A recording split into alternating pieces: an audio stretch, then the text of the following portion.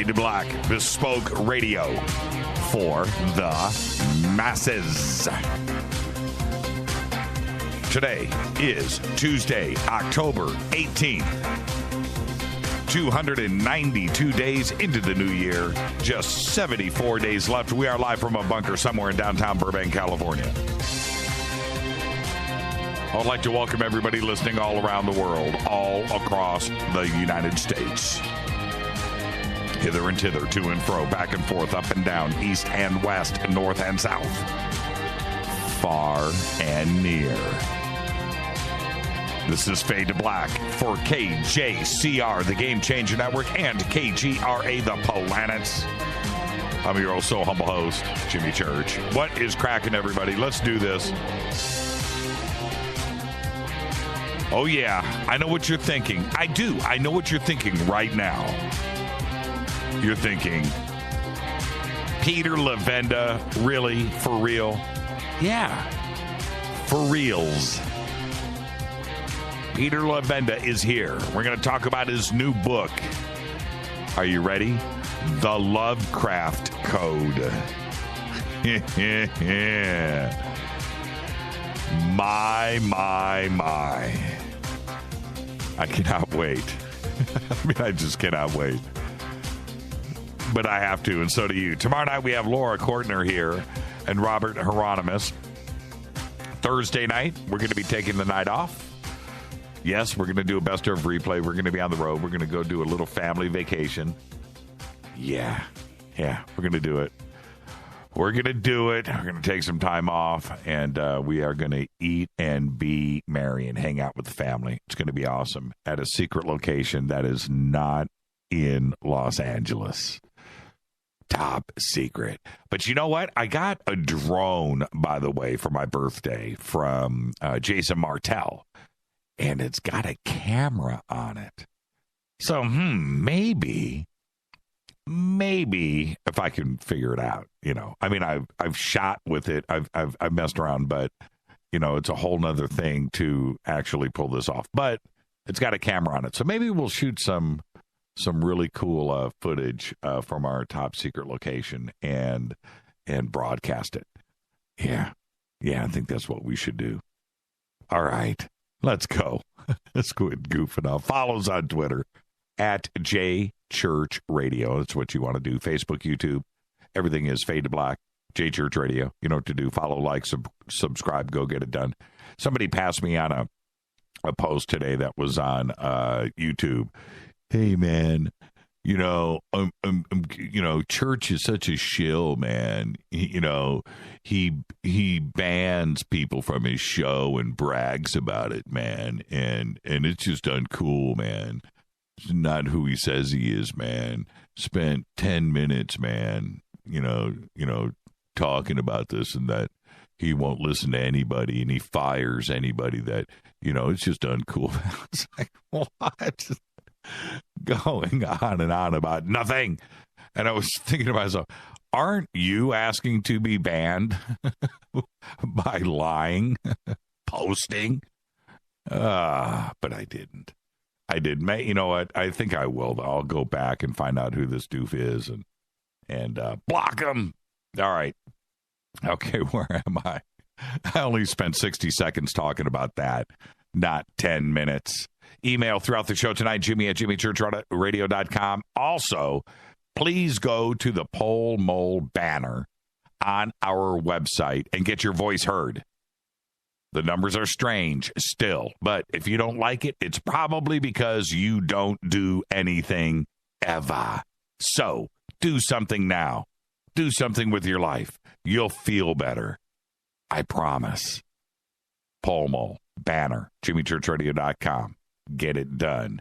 The sandbox is hashtag F2B. That's what you want to use in Twitter. TweetDeck.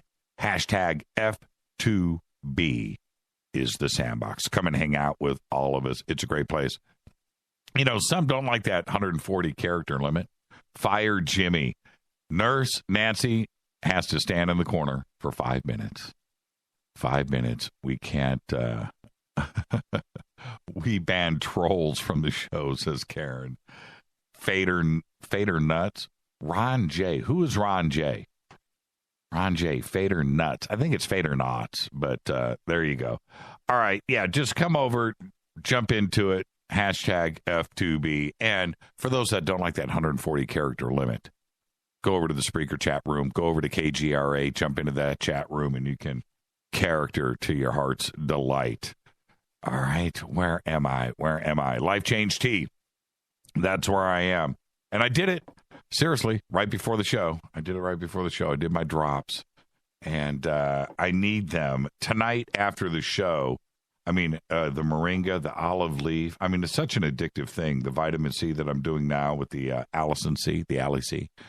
And, of course, the colostrum. That's my daily regimen right now, and I feel great. For the rest of the month, are you ready? For the rest of the month, I'm either doing Fade to Black at night, right? I'm doing that. And then I am taping with History Channel during the day until the end of the month. And we're going to do this little vacation. But tomorrow, bright and early, boom, the limo, right, shows up at the house. It's going to be an Uber, broken down Toyota. But anyway, it's going to pick me up. Got to shoot all day tomorrow, come back, do Fade to Black tomorrow night. Got to do that Thursday, and then get ready and head out of town. When we come back, Monday, Tuesday, Wednesday, Thursday, Friday next week, I am taping every single day from the crack of dawn, and I'm not exaggerating there, from 6:30 in the morning until 6 o'clock at night, and then come straight in and do the show at 7 o'clock and run till 10, and then do it all over again. But that's why I need Life Change Tea, and everything that getthetea.com has got me on right now. I would never be able to make it through the schedule that we have through Thanksgiving, through Halloween, through Thanksgiving too, actually. Whew, man, we're getting close, though. We're getting close, folks. Getting close. Everything is shot. We've just got, the cool stuff is being shot now, the stuff that ties everything together. And so there you go. At least it's not around the country. It's actually in a set, in a sound stage. And so it's not going to be that bad, but the hours are horrendous. And there you go. So it is getthetea.com that is getting me through this. Go to getthetea.com. Mention Jimmy when you order, either over the phone or online, and get yourself free shipping. Also, check out all of our sponsors, all of them. And Studio Dome, the Fader Night Special, their stereo, true wireless technology, Bluetooth stereo system, 2 USB B2 speakers and power for just $129. That's it. All in. Use the promo code JCRTWS when you order. That's 60% off the normal price of $399. Get it for $129. And you also get free shipping because you're a Fader Not and you know somebody. Let's get this show cracking right now. Happy birthday to, let's see who, Laura Lay just said what happened. Nurse Nancy's already in the corner.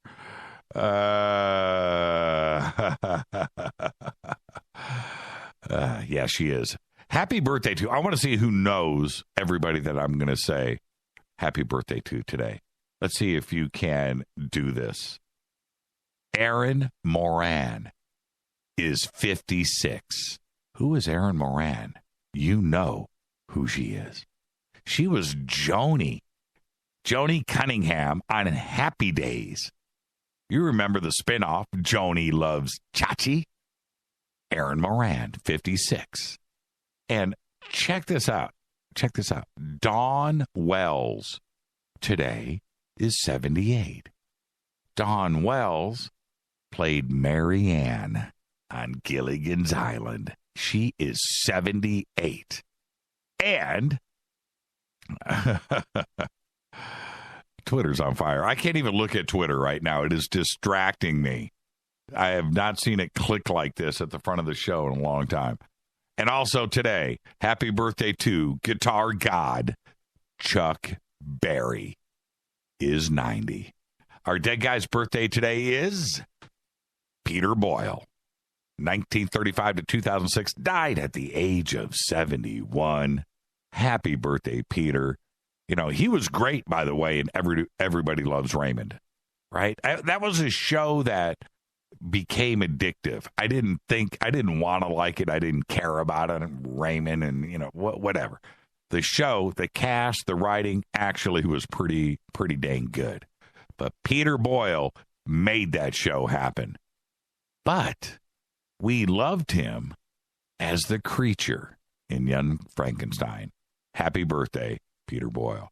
On this day in history, it happened, 1968.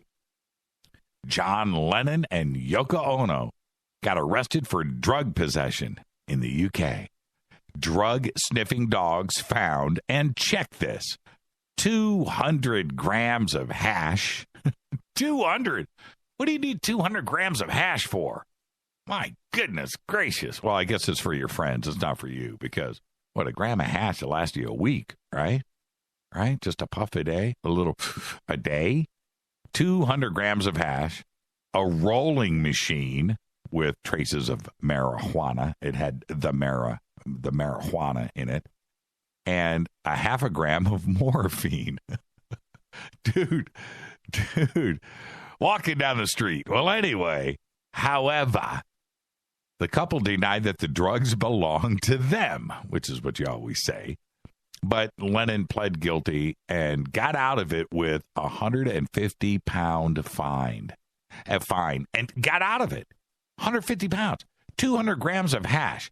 Do you know what 200 grams of hash will get you in Texas? The electric chair. 200 grams of hash.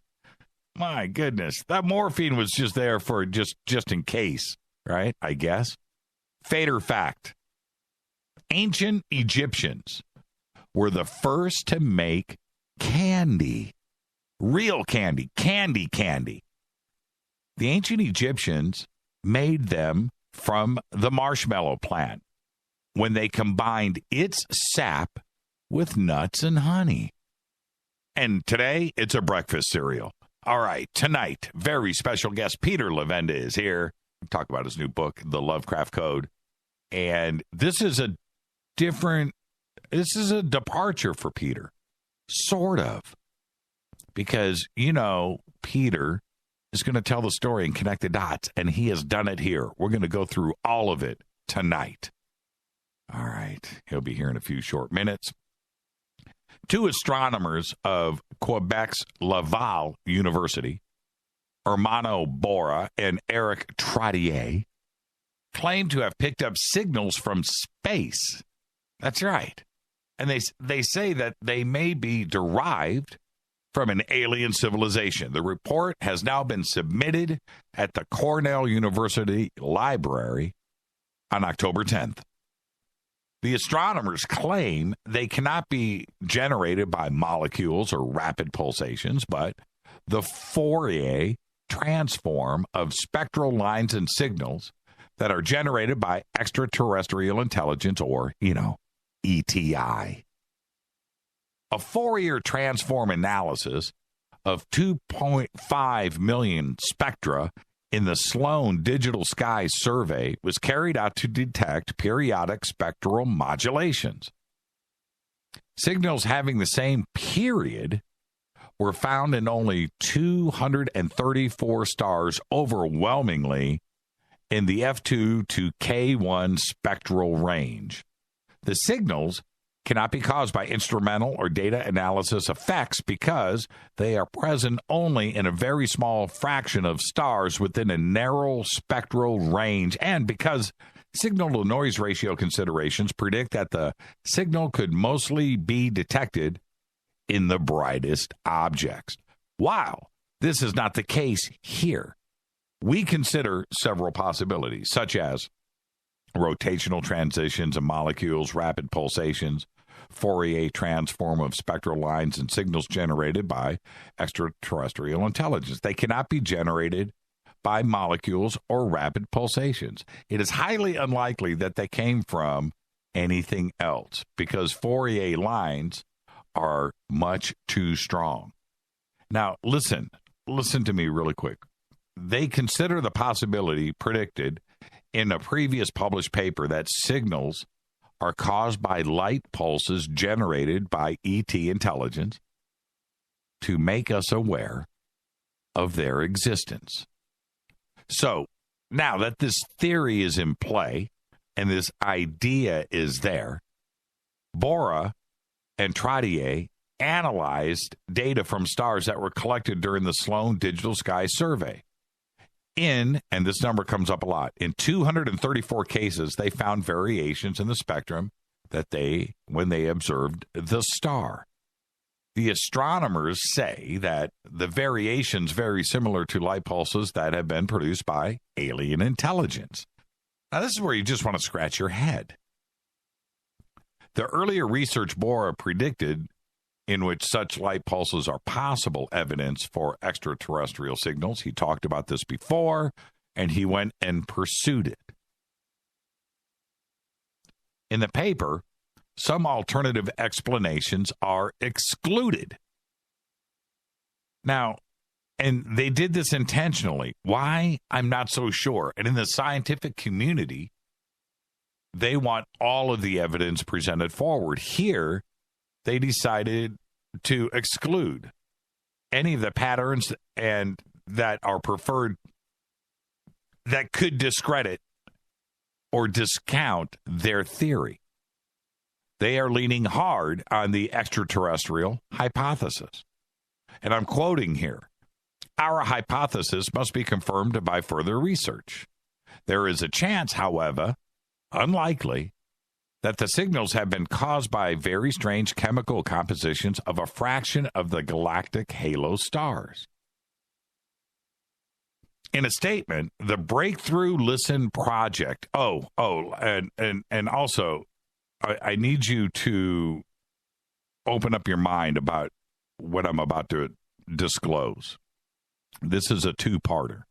In a statement, the Breakthrough Listen Project suggests that the star designated by Bora and Trottier be worthy to investigate further.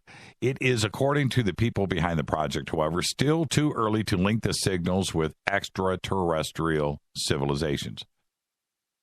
In 2012, Bora was at Laval University in Quebec and suggested that an extraterrestrial civilization might use a laser as a means of interstellar communication.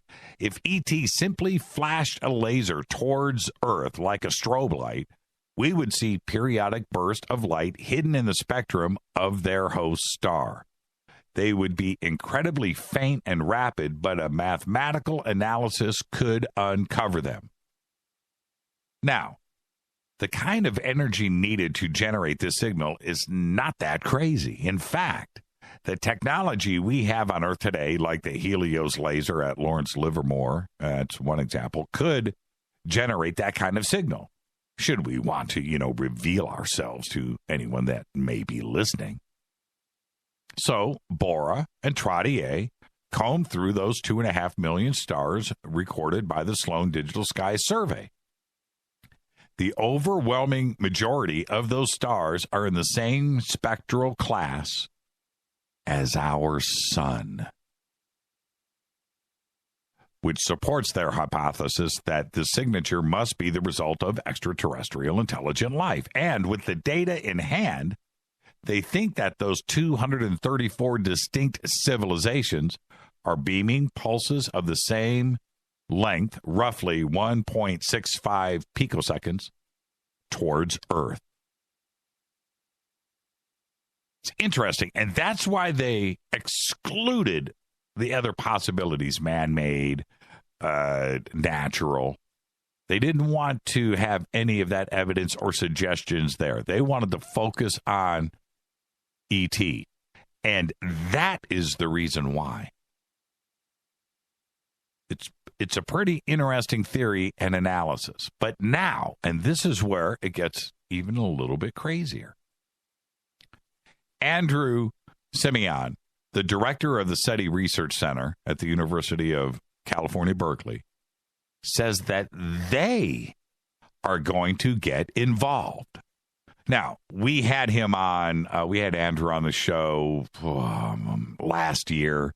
I also had him on Coast to Coast to do a news section I can't remember what it was about, but it was, something was going on in the solar system, and brought Andrew on the show and then brought him over to Coast. He's a good guy. He's a cool dude. And I don't think he's as much of a skeptic as Seth is. Shostak. He's a great guy.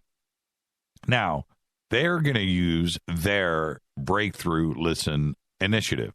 And it's a project headed by Andrew that searches for signs of intelligent life beyond Earth.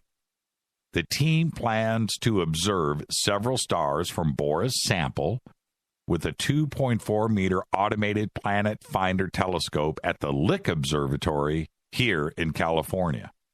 Now, who knows what they're going to find, but one thing is for sure. We have to check. We have to. The issues that you and others have about SETI, and I get it.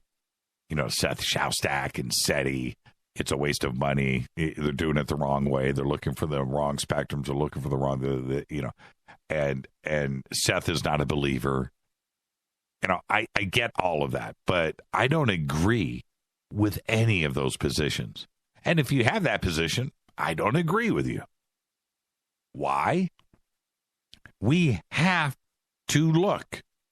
We have to check. We have to. If we don't, we know nothing. Nothing. And that's stupid. It is just plain dumb. If I had the do-re mi, I would do it. I would go and purchase some radar telescopes, some dishes. I'd get some land somewhere, and I'd point that stuff to the sky. Paul Allen did the right thing, and I don't think he's spending as much as he should. Lord knows he has all the money in the world. But I would do what Paul Allen is doing. I would do it. I would put up and shut up. I would go and do it. Why? Because I want to know. And just the slightest chance that you could have a dish, forget about 50, but what if you had a dish pointed at the right place at the right time and you caught something? How cool would that be? Amazing. But let me tell you something. If you don't do it, you'll never get that chance. That's why SETI is so important. And so for SETI to jump in here and say, you know what? Even though Bohr and Trottier said that they excluded the scientific data for other phenomena, which I thought was bold, but they did it for a reason, right? And so SETI, even though that they know this, they find it intriguing enough to get, the telescope pointed now.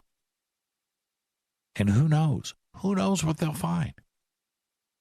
But the question is, the real question is, what will they tell us? Will they tell us if they find anything? If they do we know? Do we find out? I think there's something going on here, and that's why SETI is jumping in.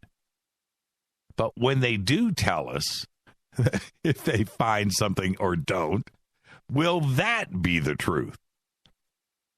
Only time will tell. I don't know.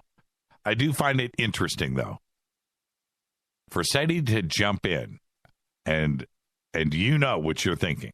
Seth Shostak, SETI, shills, government, whatever. We can't trust those guys. We can't. Well, okay, if they didn't jump in and they dismissed it, that's one thing. You'd have a valid point. But in this case, SETI said, let's do this. It's an interesting concept. Short light burst inside of the light from a sun that is like our sun.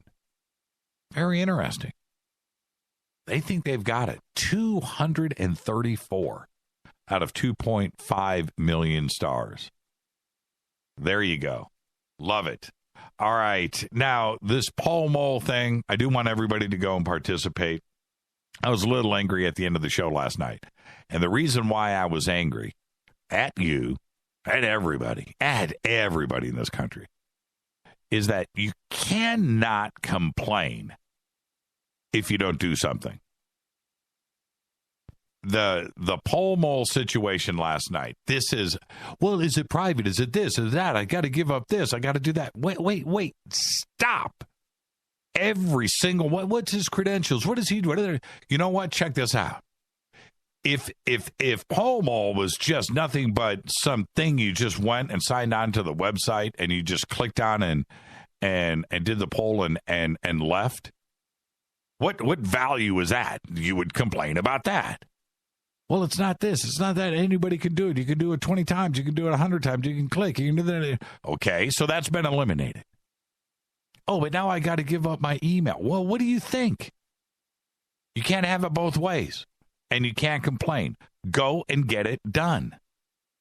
That's the only way. If you sit around and complain about it and don't do anything, words are meaningless. Absolutely 100% meaningless. Just like SETI. Not doing anything, that's worse. This is Fade to Black. Go get on Pomo. I want to see these numbers. Because let me tell you something. If they continue like they are, then what that means is the Fader-Nots, the people out there, right, are saying one thing and doing another. Right? So, put up or shut up. Or don't complain. I'll make you stand in the corner. You'll get blocked. It's Fade to Black. I'm your host, Jimmy Church. Tonight, Peter Levenda. The Lovecraft Code. Follow me on Twitter at JChurchRadio. Email is jimmy@jimmychurchradio.com. Be right back with Peter Levenda. Stay right there.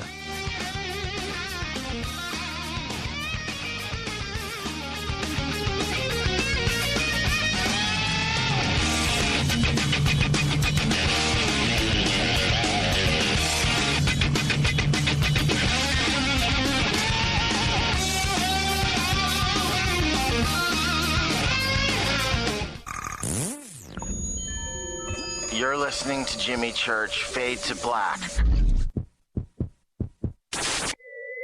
Fade to Black will now pause for alien identification.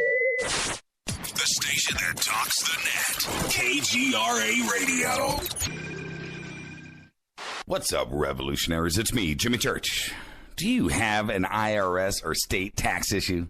Well, I did, and I called national tax experts. My problems were fixed, done, fini, and man, I gotta tell you, it was a relief. National Tax Experts are a recognized tax office that services clients in all 50 states. It doesn't matter where you live. Give them a call. I'm telling you, they take the time to understand each and every client's individual financial status as well as their financial goals. And that's exactly what you need, my brother, when you're taking on the evil three-letter. So, seriously, give them a call today at 1-877-909-5444. Again, 1-877-909-5444. Or go check out their website, www.nattaxexperts.com. That's NATTAXEXPERTS.com. Tell them Jimmy sent you. Hi, folks. In a world of GMO, genetically modified organisms, that is, chemicals, processed foods, and a healthcare system that's unraveling like a cheap suit, it's time to prepare. God created herbs, and herbs help man. Our body can heal itself, just sometimes we need assistance. You need some help? GetTheTea.com. That's GetTheTea.com. Our mild detox is quite powerful with its unique blend of 8 different herbs. And if you're looking for more, our non-GMO supplements will help you with different needs you might have. Health should be a top priority. Take care of your health naturally. Log on to GetTheTea.com. That's GetTheTea.com. Give your body a treat. Let the herbs do their thing naturally. Read all the testimonies on the website, GetTheTea.com. That's GetTheTea.com. Sickness and viruses are like intruders, and herbs are like warriors. Let the tea work for you. That's GetTheTea.com. 9 out of 10 geneticists agree. Fade to Black is not your father's radio show. on the Game Changer Radio Network and KGRA, The Planet. Hi, this is Chase Kletzky with Fate Magazine Radio, and you're listening to Jimmy Church and Fade to Black on the Game Changer Network and the KGRA digital broadcast station, where the Fade or Nots rock. Hi, this is Rob Reiner from Anvil, and you're listening to JimmyChurchRadio.com. What's up? I'm Chris. What up? This is Kyle Massey, and you're listening to Jimmy Church Radio.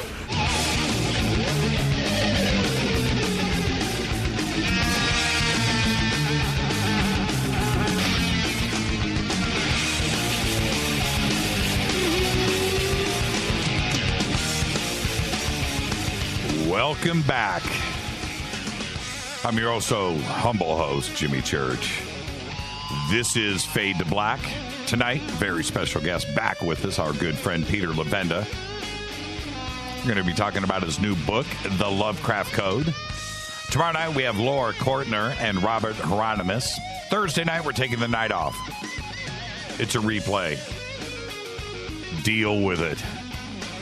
But are you ready? I told you he was really going to be here, right? He's really Peter Levenda is going to be here. And he is.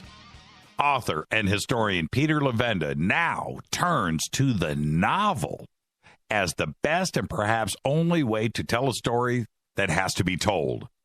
That hidden within the tales of America's most iconic writer of Gothic horror, H.P. Lovecraft, runs a vein of actual terror. That's right. Peter's books include Sinister Forces, Ratline, Unholy Alliance, parts 1, 2, and 3. He's got about 150 books out there, a couple coming out this month. I want to welcome back Peter Levenda. Peter, good evening. Good evening, Jimmy. How are you? Man, it's so good to hear your voice, my friend. So good. Oh, it's good to be here. Now, where do we start? Where do we start with this? Oh, you know what? The honest question before we start to pull this apart, because it just, well, you wouldn't mess with it if it wasn't complex, right? But he is a complex guy. His stories are complex, and when you go off of your favorite term, you know, the spider web, and you jump off of that, he's influenced generations now. We're in 2016. This is, you know, it's no joke what influence. I'm not even sure that he had any clue, you know, how long that legacy would continue for him. So it's a complex story, and you've put this together, and we're going to take that apart tonight. But why now? Why now? Why this book now? Why the need for it? Well, that's a pretty good question. I've worked on this novel for years. I mean, I've been trying to sell it for years, as a matter of fact. And every time I think I'm getting close and the deal falls through, I go back and I look at it and I say, well, I've got to update this now. Because so much has happened in the world, and to make it, you know, relevant, make it contemporary, I have to change, you know, odds and ends of various types of scenarios to reflect what's going on, the real reality. This is the reason. This is what's going on. The stories of Lovecraft are most people know what they are. It's this sort of purple prose, and it's, you know, bug-eyed monsters that you don't always quite see, and they're always sort of off camera or off to the side, and they devour people. Or there's this nameless dread constantly in Lovecraft stories, and he usually gets, you know, dismissed because of all of that. You know, in the old days, he was considered something that maybe adolescents would read, but nobody, and with any sophistication, would bother reading Lovecraft. Well, that's all changed. That's all changed in the last 20 years or so, and particularly in the last 10 years, where there's been a resurgence of interest in Lovecraft and a kind of an academic acceptance, finally, after all this time, when people realized there was more to Lovecraft than met the eye. I mean, he was a serious author in his own way. He was a self-professed atheist. You know, he didn't believe in anything supernatural, which is pretty funny for the father of Gothic horror, if you think about it. But there's other things about Lovecraft that make him extremely contemporary, and one of his his fascinations was with ideas of different races of human beings, not just different races of aliens, which is of course part of his attraction and part of his obsession, but also the different races of people on the planet, and how they may be in contact through ancient rituals with things that are, living in different dimensions or in different galaxies. So Lovecraft was fascinated by this idea that there was contact between human beings living here on Earth and other beings. And these other beings may not be, how shall I put it? They may be hostile to us in some way, or they may simply be totally disregarding of us like we would to ants that we might walk on a sidewalk. So all of this together, plus his seminal story, the story that really put Lovecraft on the map, was a story called The Call of Cthulhu. Or people pronounce it Cthulhu in different ways. I prefer Cthulhu for reasons that'll become clear. But so The Call of Cthulhu was like his seminal story. This was the thing that made him, and this was the real origin of what people have come to call, correctly or incorrectly, the Cthulhu mythos. Which is a kind of a worldview, a kind of cosmological worldview of humans and aliens and a middleman, sort of, the high priest Cthulhu, who lies dead but dreaming in his underwater or underground crypt somewhere beneath the earth and is in telepathic communication with his followers on the earth. This sounds a little bizarre, of course. This is a little weird if I just talk about it that boldly. But the Call of Cthulhu sets it up in a different way. The Call of Cthulhu tries to make you think this is real. It starts off with a man who's a professor, an old man in his 90s, pushing 90, a professor, George Angel, of Oriental languages at Brown University. And Lovecraft does something that I think very few other authors, especially in this genre, do. He's very specific about dates. He will give you the month, day, and year that something is happening. And he does this a lot in his stories. And he especially does it in Call of Cthulhu. So you have the date, the month, day, and year. This is taking place. Then he goes on to another section of the story, and it's another month, day, and year. He's very specific about this. He wants you to situate his story in real time, in a real place. It starts off in Providence, then it goes to Louisiana, then it goes out to the Pacific and into the north. You have all different kinds of scenarios that are taking place, but he's very sure to tell you when this is all taking place. And he does one other thing too as well, and you sort of touched upon it, but he does this all the time. He uses real organizations. Yeah. So it's like a docudrama, right? You don't know if it's a mockumentary. You don't know if it's fiction or nonfiction, because he takes great liberty to make sure not only these dates and places and days, right? But then he'll drop in a real organization, and it reads as legit. Sure. And he was fascinated by a group in some of his stories, and at least The Horror of Red Hook, and I think one or two other places. He mentions a group called the Yazidi. And to people who've studied esoterica, or they've studied occultism, or they've read, Aleister Crowley, and they've read deeply in, some of the fiction and some of the mythos that grows up around it, the Yazidi are notorious. They were, let me hasten to clarify this, they were considered to be worshippers of the devil, that they were a strange cult that existed in the north of Iraq, north of Mosul. And they worshiped the devil, and they had these strange temples they worshiped the devil in. And a writer called William Seabrook, who was pretty well known back in the 1920s and 1930s, had written about voodoo in Haiti. And then he wrote another book about travels in Arabia, basically in the Middle East.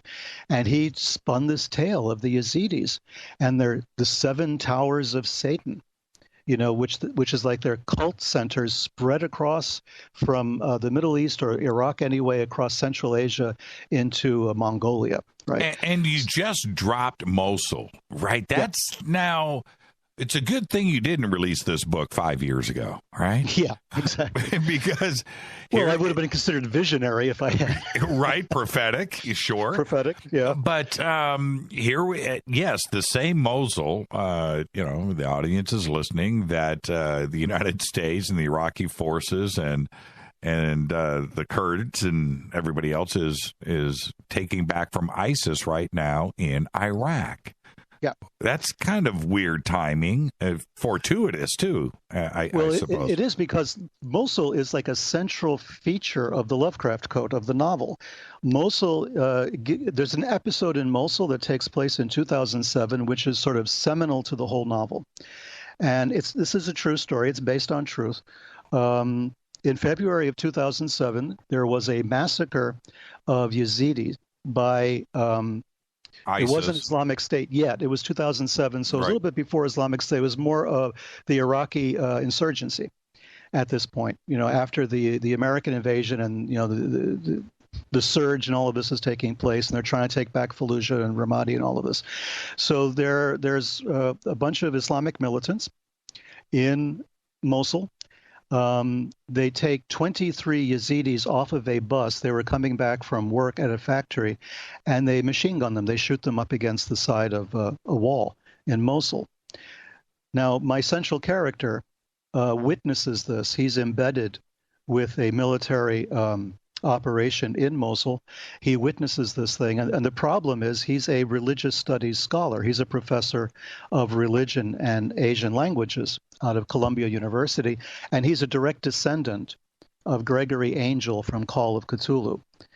So, and he's always had a chip on his shoulder about that because, Lovecraft essentially defamed his family by mentioning them in this story, The Call of Cthulhu. So now we're up in present day, and he's witnessing this massacre in Mosul. But it's the Yazidis that are important because in the 1920s, 1930s, for a long time, people have considered the Yazidis to be devil worshippers. And they have two books that are sacred scriptures. One of them is called the Black Book. And there have been versions of this that have been printed or translated, but there's a general agreement that what's available to scholars is not necessarily the real documents because they jealously guard this. This is secret. You can't convert to Yazidism. You have to be born into it. There's about a few 100,000 probably Yazidis on the face of the earth. And in a few years ago, they were being massacred by the Islamic State. There was a major operation in 2014 to rescue the Yazidis who were being held captive up on Mount Sinjar, which is their most sacred place. They were running from Islamic State. Some of them got out. They formed a sort of humanitarian corridor to rescue some Yazidi, but it was really not many. And there's a genocide that has been taking place since then against this very unique ethnic group. So I'm fascinated by this because this is what's going on right now. You're trying to take Mosul back. We don't know how many Yazidi are left. Many of these Yazidi women were used as slaves by the Islamic State as sex slaves and forced into marriage with Muslims and everything else. This is a horrible thing that's taking place. It's genocide. So my story then jumps from 2007 when my character witnesses the actual massacre of Yazidi, and now he's embedded again in 2014, just before the massacre is going to take place, the genocidal massacre at Mount Sinjar. So he's being asked to help a mysterious American intelligence agency to find a mysterious book that they've kind of conflated with the Yazidi Black Book. But there's a lot of chatter, and a lot of terrorist organizations around the world, really, especially in North Africa, the Middle East, and Central Asia, but also in the United States and other places, are getting excited because they think there's going to be a new revelation. And there's going to be the announcement of a new kind of a Mahdi or a hidden Imam or a kind of Messiah that's going to come out and lay claim to the planet. So it's Cthulhu coming back, basically. And this is the story in basic skeletal form of what's taking place. So why now? Well, this is why. We're in the middle of it, Lovecraft used to write about Abdul al-Hazred, which is not a correct Arabic name, but anyway, it should be Abdul Hazred maybe. And he called him the Mad Arab. Right. Well, what do we have now but one heck of a lot of mad Arabs?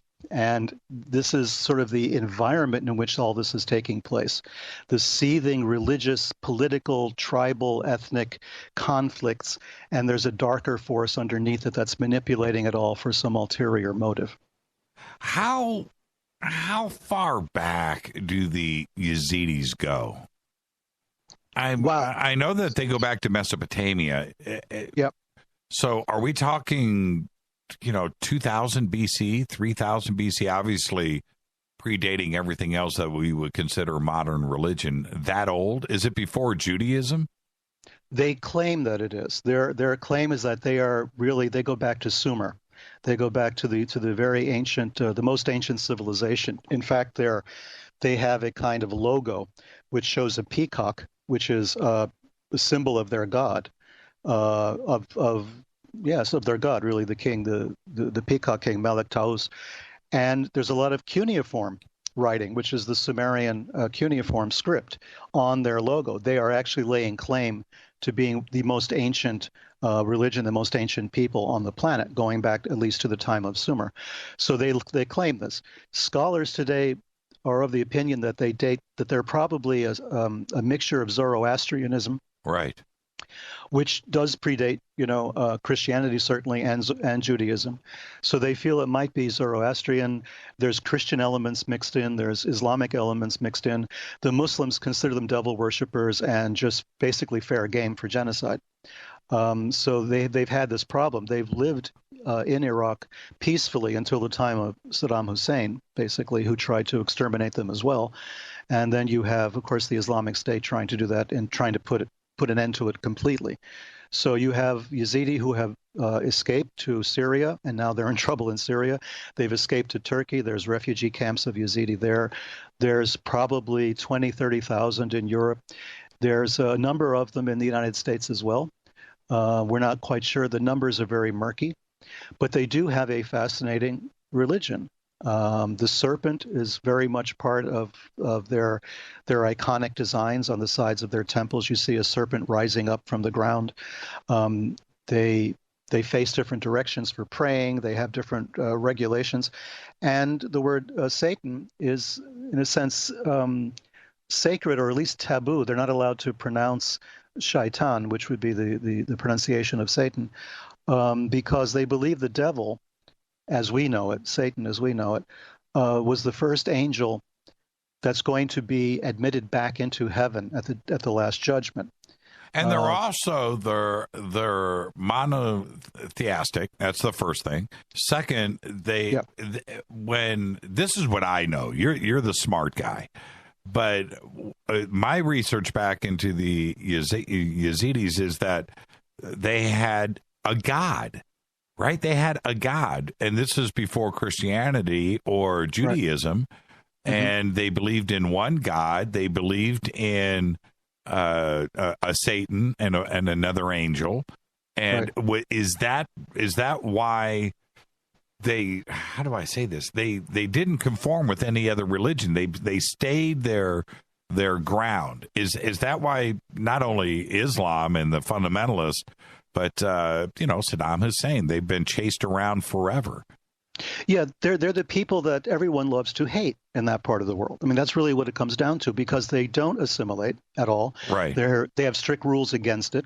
And that massacre in Mosul in 2007 was because a Yazidi woman had married a Muslim man, which is taboo. The Yazidis found out. They got incensed at the woman. They stoned her because she dared to sully, the bloodline by going outside of the Yazidi bloodline.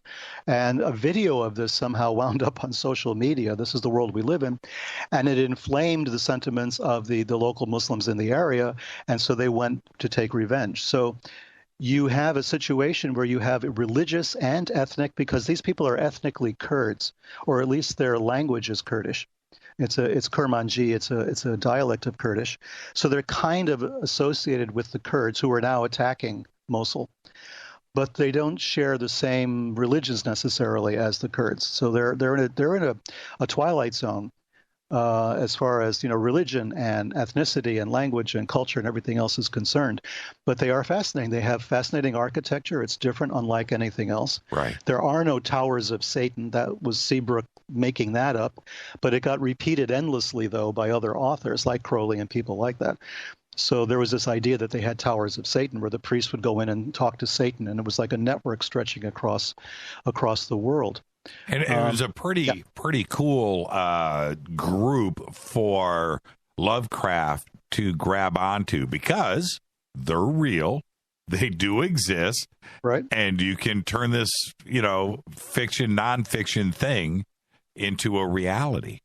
Right. You know what I mean? Right as nonfiction, but treated as fiction. The group is real, mysterious, old as the hills. Mysterious, and right here now, you go. Right in the middle of the news. Yes. Wow. How trippy is that? I mean, I sort of freaked out when I heard the president of the United States mention the Yazidis, in an official statement that they were going to send the Air Force to try to rescue them. I'm thinking, I don't know what world I'm living in now, where the president's talking about saving the Yazidis. The actual word Yazidi, I never expected to hear outside of a handful of religious specialists. No, same thing happened to me 3 years ago, when they were chased up to the mountain. Right. I thought, no, not the Yazidis. Right. Yeah. And I immediately went back and I thought, and I remember, I thought that they were like under 100,000, like it had shrunk. So I went and I looked into them really quickly, and still the numbers are unconfirmed. There's somewhere between 100,000 and 500,000 in the world. Right. Yeah. And the majority of them there in northern Iraq. But chased up onto the mountain, I just thought, man, that's it's like extinction, and we don't need that. That's what it is. It's like an extinction of a species. Exactly, and we don't need that. We need to know what they know too. They're part of this whole tapestry that we're dealing with, this whole matrix that we're living in. So they have their own, their own input for us. If they share it, and I think they're more amenable to sharing some of it now. They need humanitarian aid. They need us to help them, just to defend them against this onslaught. So we don't know the status right now. I've been getting information during the battle that's taking place. I've been getting some through social media, some updates on what's happening in Mosul, and there's a lot of worry right now that they won't be able to find enough of the Yazidi in time, that perhaps the Islamic State's going to want to keep killing them just out of revenge or whatever. Wow. So it's really, really important that this battle takes place quickly and very efficiently. I just looked, none that are counted, at least, none in the United States. Isn't that strange? Well, actually, there are a few. Yeah, there's a few. There's a Yazidi association in the United States. I know they exist. I don't know how many Yazidi. I mean, when you say none, it's probably fewer than 100, but I'm not. Right. I'm not sure. Yeah, something like that. Sweden has got 7,000, Netherlands 10,000, Georgia's got 30, Armenia 35, Russia 60,000, Syria 70,000, Germany 100,000. In Germany and Iraq, guesstimating. It's kind of weird here. Guesstimating at 650,000 in Iraq, but they were showing the total population of the world as 700,000. So I'm not sure. These numbers don't add up, but nonetheless, no, the numbers are fuzzy. Yeah. They're small, and they're about as old as anything else. Can you imagine if we look at something like this when we're talking about the Yazidis, and we'll get back to the book, but it's like talking about the ancient Egyptians. What if, there was still, a group of ancient Egyptians practicing the ancient religions, in the numbers of 1 million? Well, that would be a big deal, and that's what we have with the Yazidis, man. And we just cannot let that go. Cannot. Okay, so back to the book. Back to the book.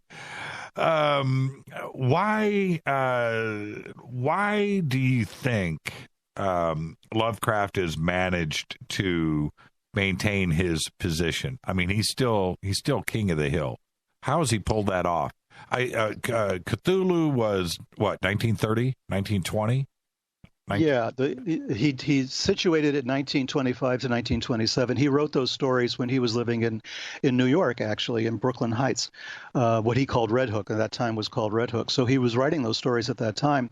It was the most fruitful period of his life, probably, is when he left Providence and lived in New York City for 2 years, and he hated every minute of it and wanted to get back to Providence. But it was a very fruitful, time for him, and he wrote these tremendous stories based on his experiences in New York when he came sort of face to face with the mongrel hordes that he was always so afraid of.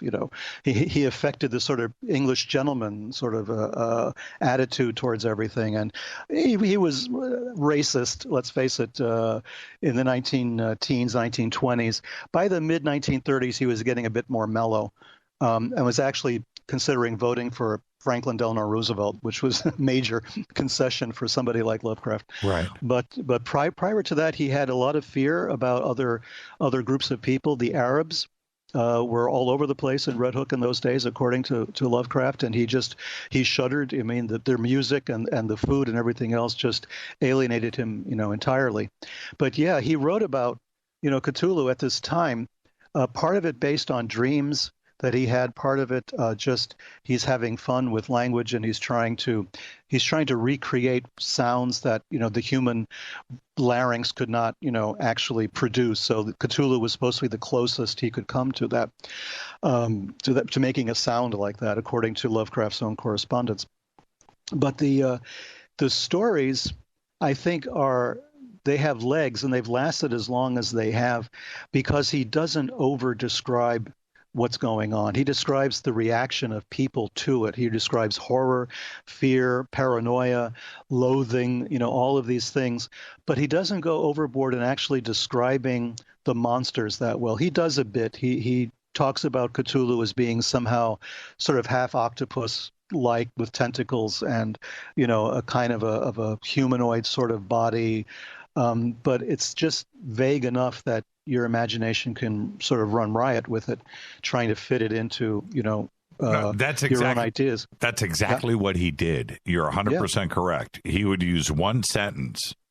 And that's it. That's it. A few descriptive things, and he would get in and get out and leave the rest of it to you. I mean, he didn't write War and Peace, right? These were all short stories. Sure. Yeah. And he would get in, get out, just like you say. He would describe architecture that could not be described because it could not exist in our geometry, right? I mean, so these were things that he was playing with Riemann spaces, He was playing with things that Einstein was introducing to the world, this idea of space and time as dimensions, and trying to make it something that you could imagine a different space or a different time, a geometry that wouldn't exist in 3 dimensions. He's very fond of that. So you can't really describe it. I've got to jump in and take a break. We blew right past the network break because I'm all into this. I'm all into this, Peter. It's going to be a great conversation tonight. Our guest, Peter Levenda, his new book, The Lovecraft Code. And we'll talk about what that even means right after this short break. Stay with us.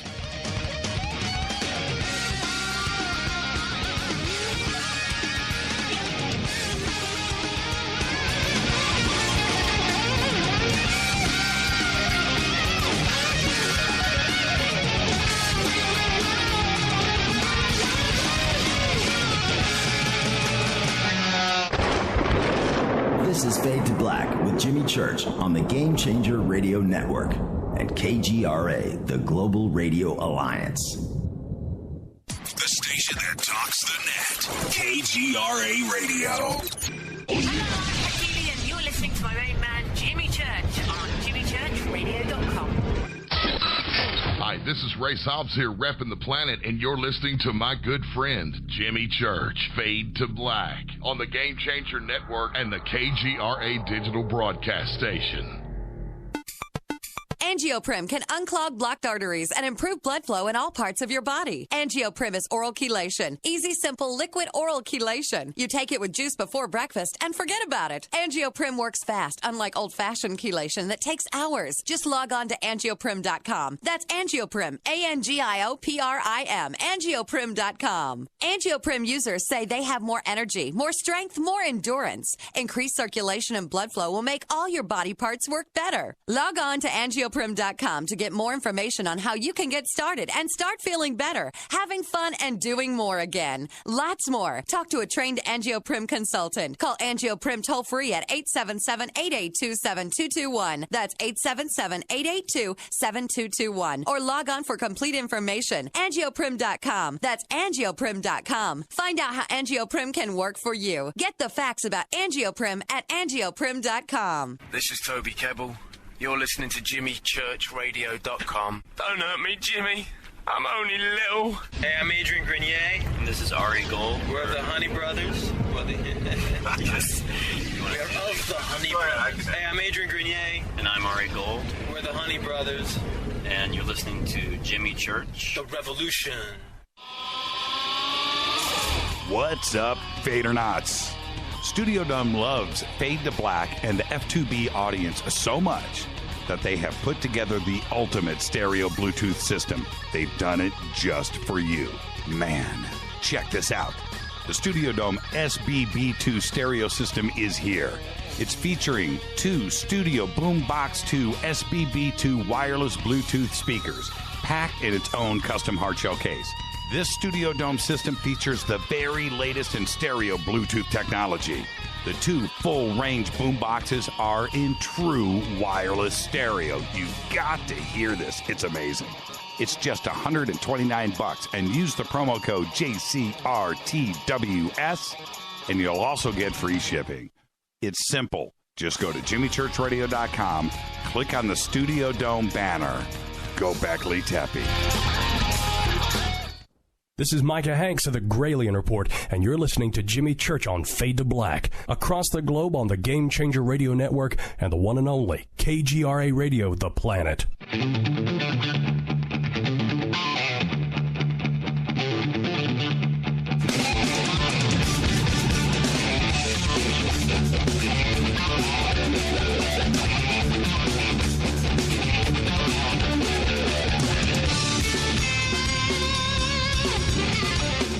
Welcome back. Our guest tonight, Peter Levenda. We're talking about his new book, The Lovecraft Code. And Peter, do you have to give the Lovecraft estate, a little bit of the action? Yeah. I'm sure he's going to come after me for it. Knowing Lovecraft, he's going to want more than 10%. That's for sure. Well, you did drop the angel, into the book too, as well. It'll be interesting. And there's a reason for that, and it has to do with this whole story. The Angel family is a real family. Yes. There's Angel Street in Providence. Lovecraft lived on Angel Street in Providence. It's Angel spelled with two L's. Now, I used to live in Rhode Island for a while. I used to go up to Providence all the time. And, so I'm kind of familiar with the whole atmosphere there and the Lovecraft house and all the rest of it. But what a lot of people may not realize or remember or put the two and two together is that a very famous angel was behind the creation of shows like Frasier, Cheers, and Wings. And his name was David Angel. David Angel was on the plane that flew into the North Tower on September 11th. That's right. I forgot all about that. You're absolutely right. A descendant? Well, Lovecraft wrote about a George Angel as a professor of Brown University in Providence. He was part of the Angel family, right? Wow. And David Angel and his wife were flying from Boston to Los Angeles when the plane, went into the tower. So right. This is the same family. It has to be. Wow. Or it has to be related at any rate. So in my story, I have my angel, which is a Gregory angel. He's like the black sheep of the angel family. And he was in Brooklyn Heights, which is where I used to live as well for a long time.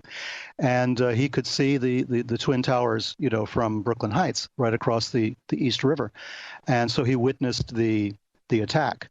And that's what sort of made him, enlist to help in any way that he could. And he was embedded in some military operations because he had the languages. He spoke Arabic and Farsi. He knew the religions and all the rest of it. So he was a very useful guy to have when the American forces went in. So he went in once, he went in a second time in 2007, saw that horrible massacre in Mosul, and then started to question his beliefs, question religion, question the existence of God, basically becoming a Lovecraft person, in the midst of all of this. He's sort of changing everything.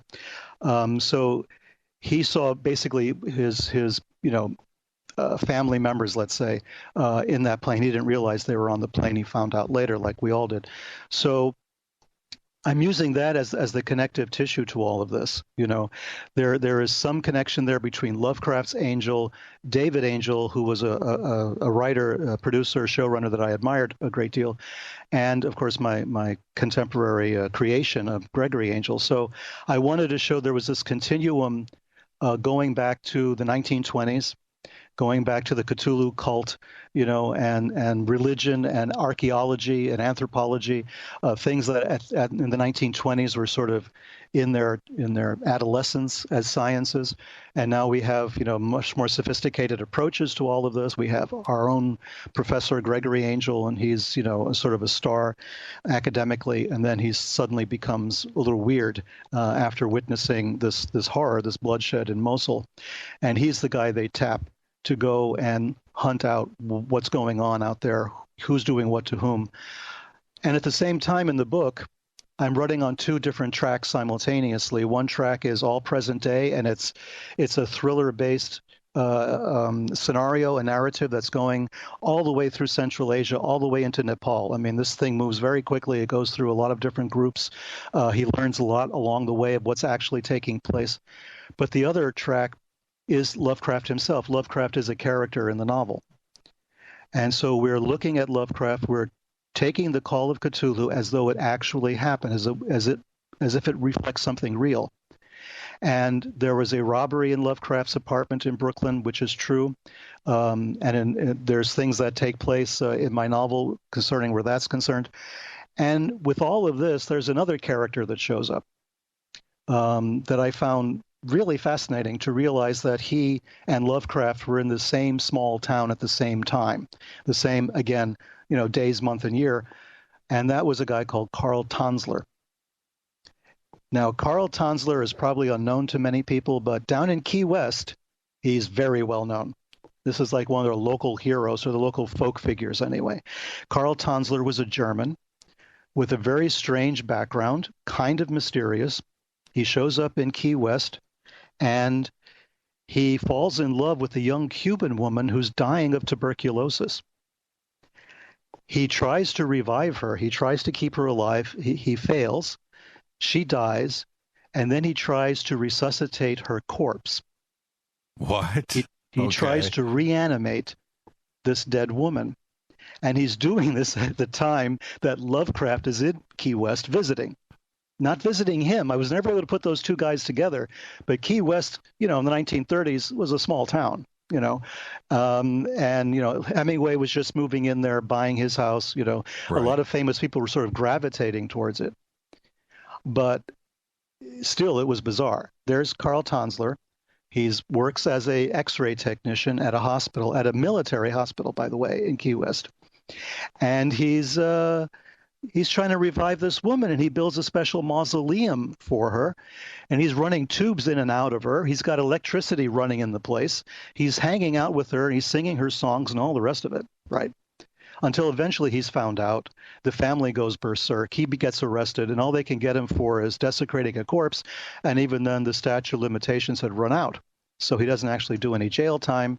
He gets proposals of marriage from all over the place because everyone thinks it's the most romantic thing they ever heard.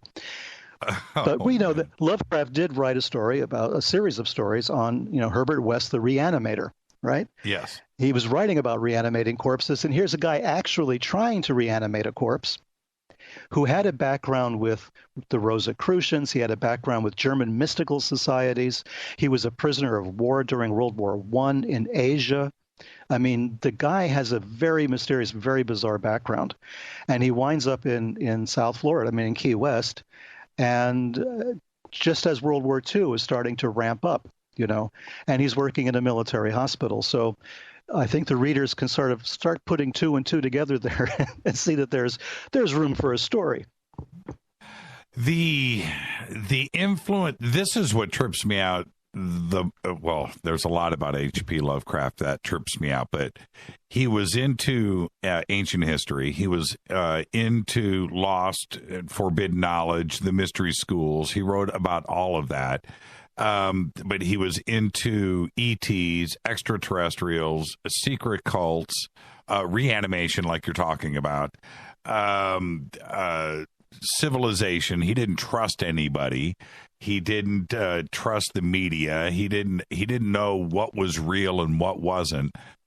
All of this, it seems like somebody from today, right? Exactly. It's very contemporary. I mean, Lovecraft is perfect for this time. He was a visionary. He was one of the first people to actually discuss, the fact that maybe our ancient civilizations were started by aliens. Right. Lovecraft, that was one of his things. That was one of his hobby horses, is to go and say it was the aliens who did it, that there's buried cities that could only have been built by alien technology. He was writing about this in the 1920s. So that's long before, the people like Erich von Däniken and Zecharia Sitchin, people like that. But he was writing it as fiction, as narrative. And part of what informs me and makes me write these novels, this particular novel, it's going to be a series of 3, the way I've planned it out anyway, is that sometimes you have to use fiction to tell fact.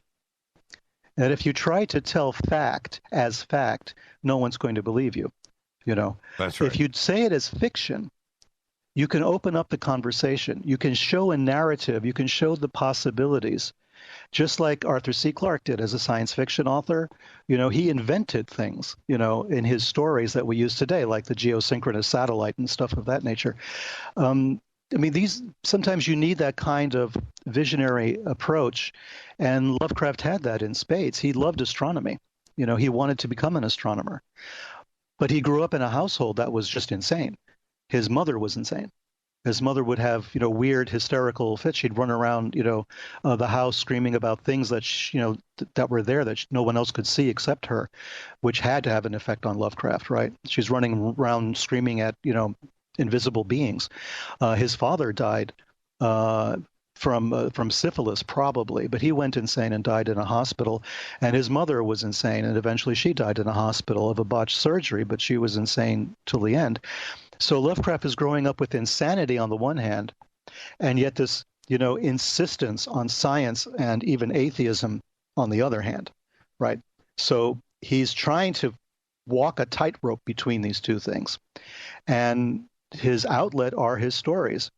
And in the Call of Cthulhu, he explicitly lays out the idea that artists and musicians and painters and writers are the first ones to hear the Call of Cthulhu. They're so sensitive that they are actually reacting like tuning forks to the call of this underworld entity, this high priest of the old ones. So Lovecraft himself was one of those people. Lovecraft was a writer and an artist, you might say. He was channeling, in a sense, these ideas. What do we do with the critics out there? And there are many that say without Lovecraft or that Sitchin and Von Däniken and Ancient Aliens and everything that we have today is all built on the fiction and mythology that Lovecraft built? Or is it that Lovecraft opened up the thought and the idea for us to go back and do that research and look at history with a different set of eyes? Yeah, no, I wouldn't go so far as to take any thunder away from Von Däniken or Sitchin or anyone like that, because they applied, what what logic and what rationality they had to the problem and treated it seriously. I don't think that Lovecraft was, manipulating them somehow, or that they were, using Lovecraft and plumbing his stories for ideas. I don't think it was like that. I think it was a gestalt, Right. It was in the air. Right. He was channeling it, not to use the medium, way necessarily. Right. Necessarily, I don't know, but he was a medium for this type of knowledge, for this type of perspective. Is there any evidence? I feel like I just cut you off, Peter. No, it's okay. Okay. Next time you and I sit down and eat, just hit me with a slice of pie. Okay, that's all you got to do. Is there any evidence that Sitchin ever even read H.P. Lovecraft? Not to my knowledge, but then I'm not an expert on Sitchin. I've read Sitchin's works, but I haven't really plumbed, much more deeply than that. So I don't know if he ever read anything by Lovecraft. I know a lot of authors, a lot of critics have tried to show that, Lovecraft was the first and all these guys are Johnny-come-latelys, but that's kind of unfair. Lovecraft was writing fiction. He did not believe that what he was writing was true in any way. But that was his belief. He wasn't conscious of it, I think. I think he was unconsciously, reporting something that he felt very strongly about, and that in his conscious mind, he would just dismiss it as, as rubbish, that it was just stories. But when you're a writer and that's all you do, and that's all that Lovecraft really ever did in his life, the only job you could say he ever had, the only occupation, that's very important to you. That's who you are. That's your identity. And I think when you're putting that much energy and that much concentration and that much art into creating those stories that he created, there had to be part of him that believed what he was saying was on some level true. Yeah, and then we would have to give in to the idea that Von Daniken and Sitchin were reading Pulp Fiction, right? Right. Well, yeah. I could see, first off, with Von Daniken, it would have to be translated into German, number one. But the other side, I just can't see Eric in 1969 going, Cult of Cthulhu, I think I'm going to go to Nazca. Yeah, right. No, I don't see the connection. No. Right. The idea was there. Lovecraft had that idea. He saw it coming, I think. Now, where do you think, and let's back up on Lovecraft's part, where do you think Lovecraft got the idea? Did the germ of that idea of ancient aliens and ETs, which is pretty profound for 1925, I might add, where do you think he got that idea? Was it Blavatsky? Was there somebody else that he was around? I mean, where would these ideas come from? Well, he was familiar with Blavatsky, of course. He refers to the Theosophical Society once or twice in his stories, sort of disparagingly. He read his grandfather was a Freemason, and he had a lot of books on Freemasonry, ancient societies, ancient civilizations, secret societies, that sort of thing. Lovecraft had a moment when his grandfather died, when most of those books disappeared because they were sold off as part of the estate or something, and that really crushed Lovecraft. So we really don't know what books were part of that original estate, what he actually read. We know that he read The 1001 Nights, that were translated by Richard Burton back in the day, not the actor, the explorer. Right. We know that he was, exposed to that sort of thing. So it had to be from there. And this childhood fascination with an Arab, by the name of Abdul al-Hazred, that goes all the way back to his childhood, to a name that he used to hear in his dreams, according to his correspondence. So he was, like I say, a tuning fork. Somebody was out there humming and he was vibrating to it, and picking it up. And I don't want people to think that there was somebody, actually in Providence broadcasting to Lovecraft, but he was just picking up something from the ether, let's say, from the atmosphere that was there. He was very sensitive. He grew up as a very sensitive child. He was sickly. He stayed home a lot from school. He never graduated high school, which sort of destroyed his chances of his desire of becoming an actual astronomer, which is what he wanted to do. So he resorted to writing, fiction. But if you look at his correspondence, he was an extremely intelligent guy. He had his hang-ups, for sure. but he was extremely intelligent, and he knew about these ancient civilizations. He read science. He read what Einstein was talking about, for instance. He was very, interested in Einstein's theories of relativity. So all of these things were in the air. It was the 1920s. It was a time of terrible upheaval in the United States and around the world. The Great Depression was going to happen very, very shortly, and then the rise of Nazi Germany. All of these things were taking place in that period when he was writing. And he was kind of, channeling the zeitgeist of the time, the spiritual force maybe that was running around the world at that point. And it had to do with ancient cultures, ancient civilizations, paganism, and something dark and menacing underneath all of that. And what better icon of that than the Nazi Party in the books that I've written about, the Nazis showing their fascination with the same subjects, with occultism and ancient societies and all of that. So there's a definite kind of weird connection between the sort of fascist Nazi, fixation on race and on ancient civilizations and, proving their superiority. And this idea that there's an ancient race that was their father, that was their that gave birth to the Aryans. There's that whole thing. And then there's Lovecraft's ideas, which were remarkably similar in some cases. And racist. Right. Oh, yeah. So you throw that in there too. How fun is it to take historical moments, and which are obviously nonfiction, and you take that reality and spread a novel out through that? It sounds pretty cool. It is, actually. I have great fun with this. I just want to make sure that I always keep it, pretty accurate as far as details. But otherwise, people have sometimes had a hard time branding me, understanding where I fit, because I'll write about Nazis one day and, I have sinister forces the next, and maybe UFOs over here, and then Tantra and alchemy, Right. And even there's a book that I wrote on doing business in China. So it's like, well, who the hell are you, man? Make up your mind, be one thing or the other. But when I go to a novel like this, The Lovecraft Code, it actually brings together all those disparate elements. It shows you what I'm thinking and how I'm thinking about these things and why I don't see them as separate categories or separate little boxes, but they're all part of one continuum. And, Sinister Forces is about that. It's about, finding the connective tissue between things that we think are not connected. And the novel does the same thing, but it does it as a narrative. It tries to show it to you, so you can walk along with me and see it as it's happening and see that there are these connections: politics, religion, mysticism, occultism, even aliens. Everything there is a continuum there of experience. It's the human condition. We are composites of all of this. We don't separate ourselves out into separate people.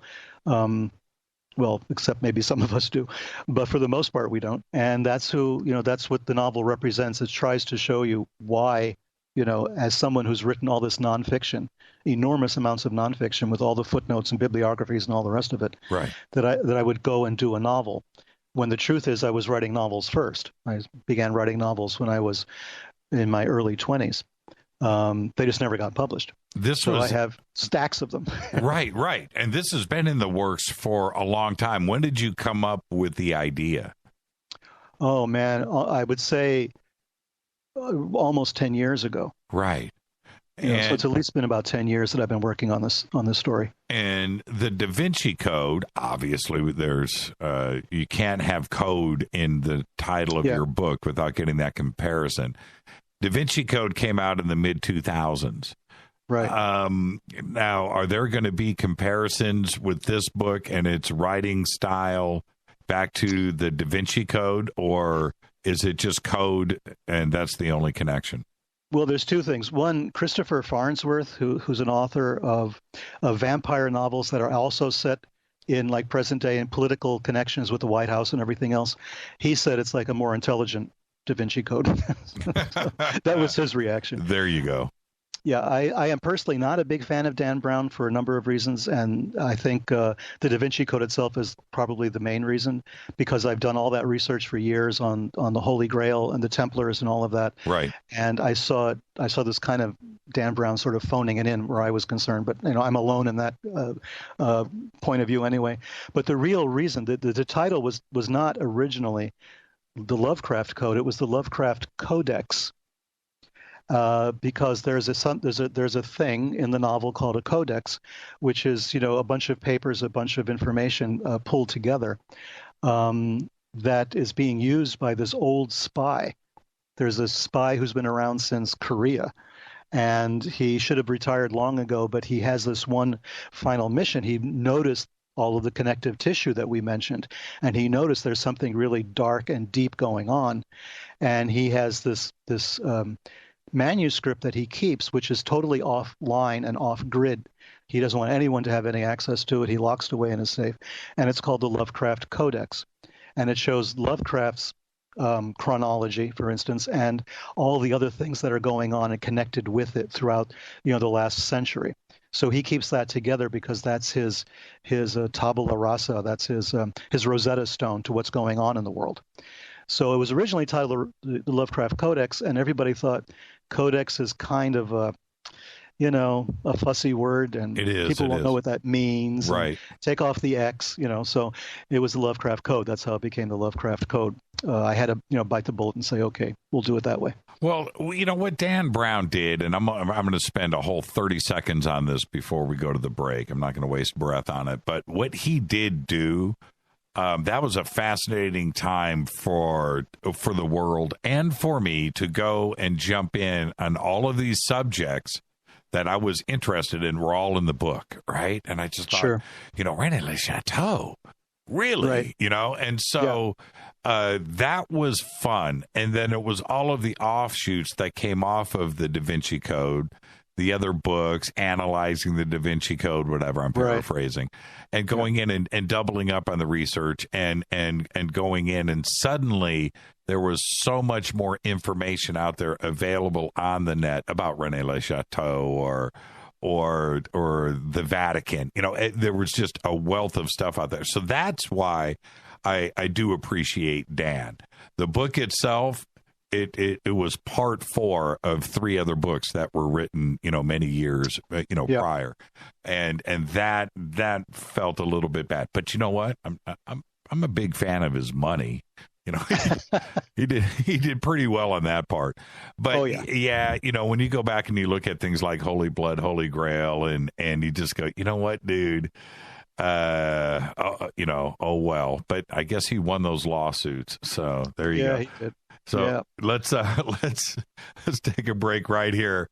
And our guest tonight, Peter Levenda, we're talking about his new book, The Lovecraft Code. Now, when we come back after this break, now we've got to get off of and out of the Lovecraft Code and get to the connections that are going to spread out around the world off of this book. We'll do all of that when we come back, only as Peter Levenda can do it. I'm your host, Jimmy Church. We'll be right back.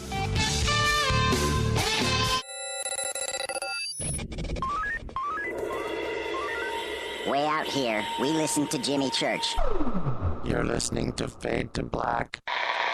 Always on the edge of the hottest alternative talk. Jimmy Church with Fade to Black. KGRARadio.com.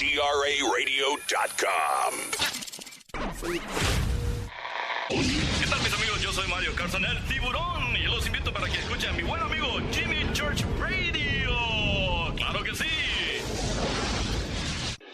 These statements have not been evaluated by the FDA. This product is not intended to diagnose, treat, cure, or prevent any disease. Work with your doctor when taking medications. Make Protovite part of your healthy lifestyle. HealthForLiberty.com is your source for Protovite, a powerful nutritional supplement that's a true breakthrough for your health. Poor digestion makes it nearly impossible to absorb the nutrition your body needs. Protovite is a liquid multi-nutrient formula with patent-pending absorption technology and the highest quality ingredients to nourish every cell in your body. My name is Sandra White. 6 weeks ago, when I started taking Protovite, I was on 14 medications, from everything for blood pressure to fibromyalgia. In the first 10 days, my blood sugar dropped 50 points, and my fibromyalgia pain is gone. And so was 12 of the 14 medications that I was taking. I'm 66, living life and loving it. Go to HealthForLiberty.com right now. That's HealthForLiberty.com. Thank you, Protovite, for giving my life back.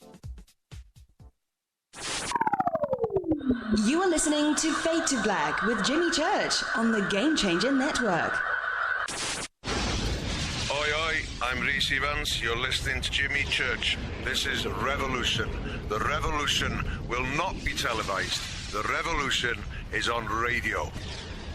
Ciao.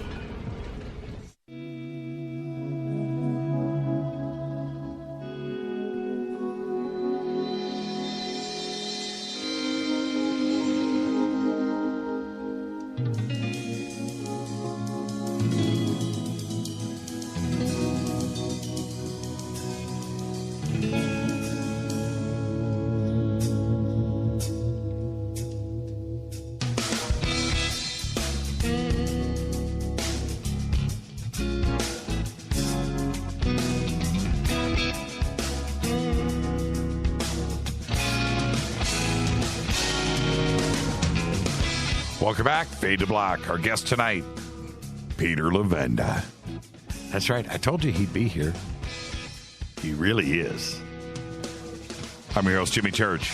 I just tweeted out. You can. I just tweeted out the links for Peter's Amazon page, so you can go there. And also, when is the Lovecraft Code due to be actually released, Peter? On December 1st. December 1st, hardcover. About 6 weeks. Yep, hardcover. Wow. Yep. Wow.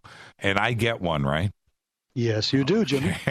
and there will be a test. Yes, my brother. Now, how much of this is based on reality? Yeah, that was a major focus of mine to make this as real as possible, because Lovecraft pretty much did some of that too. So the dates and places where I have Lovecraft moving around the country in Providence and New York and Florida, that's all based on the real dates and the real times that he was in those places. The people that he met, there's a number of interesting characters he meets along the way.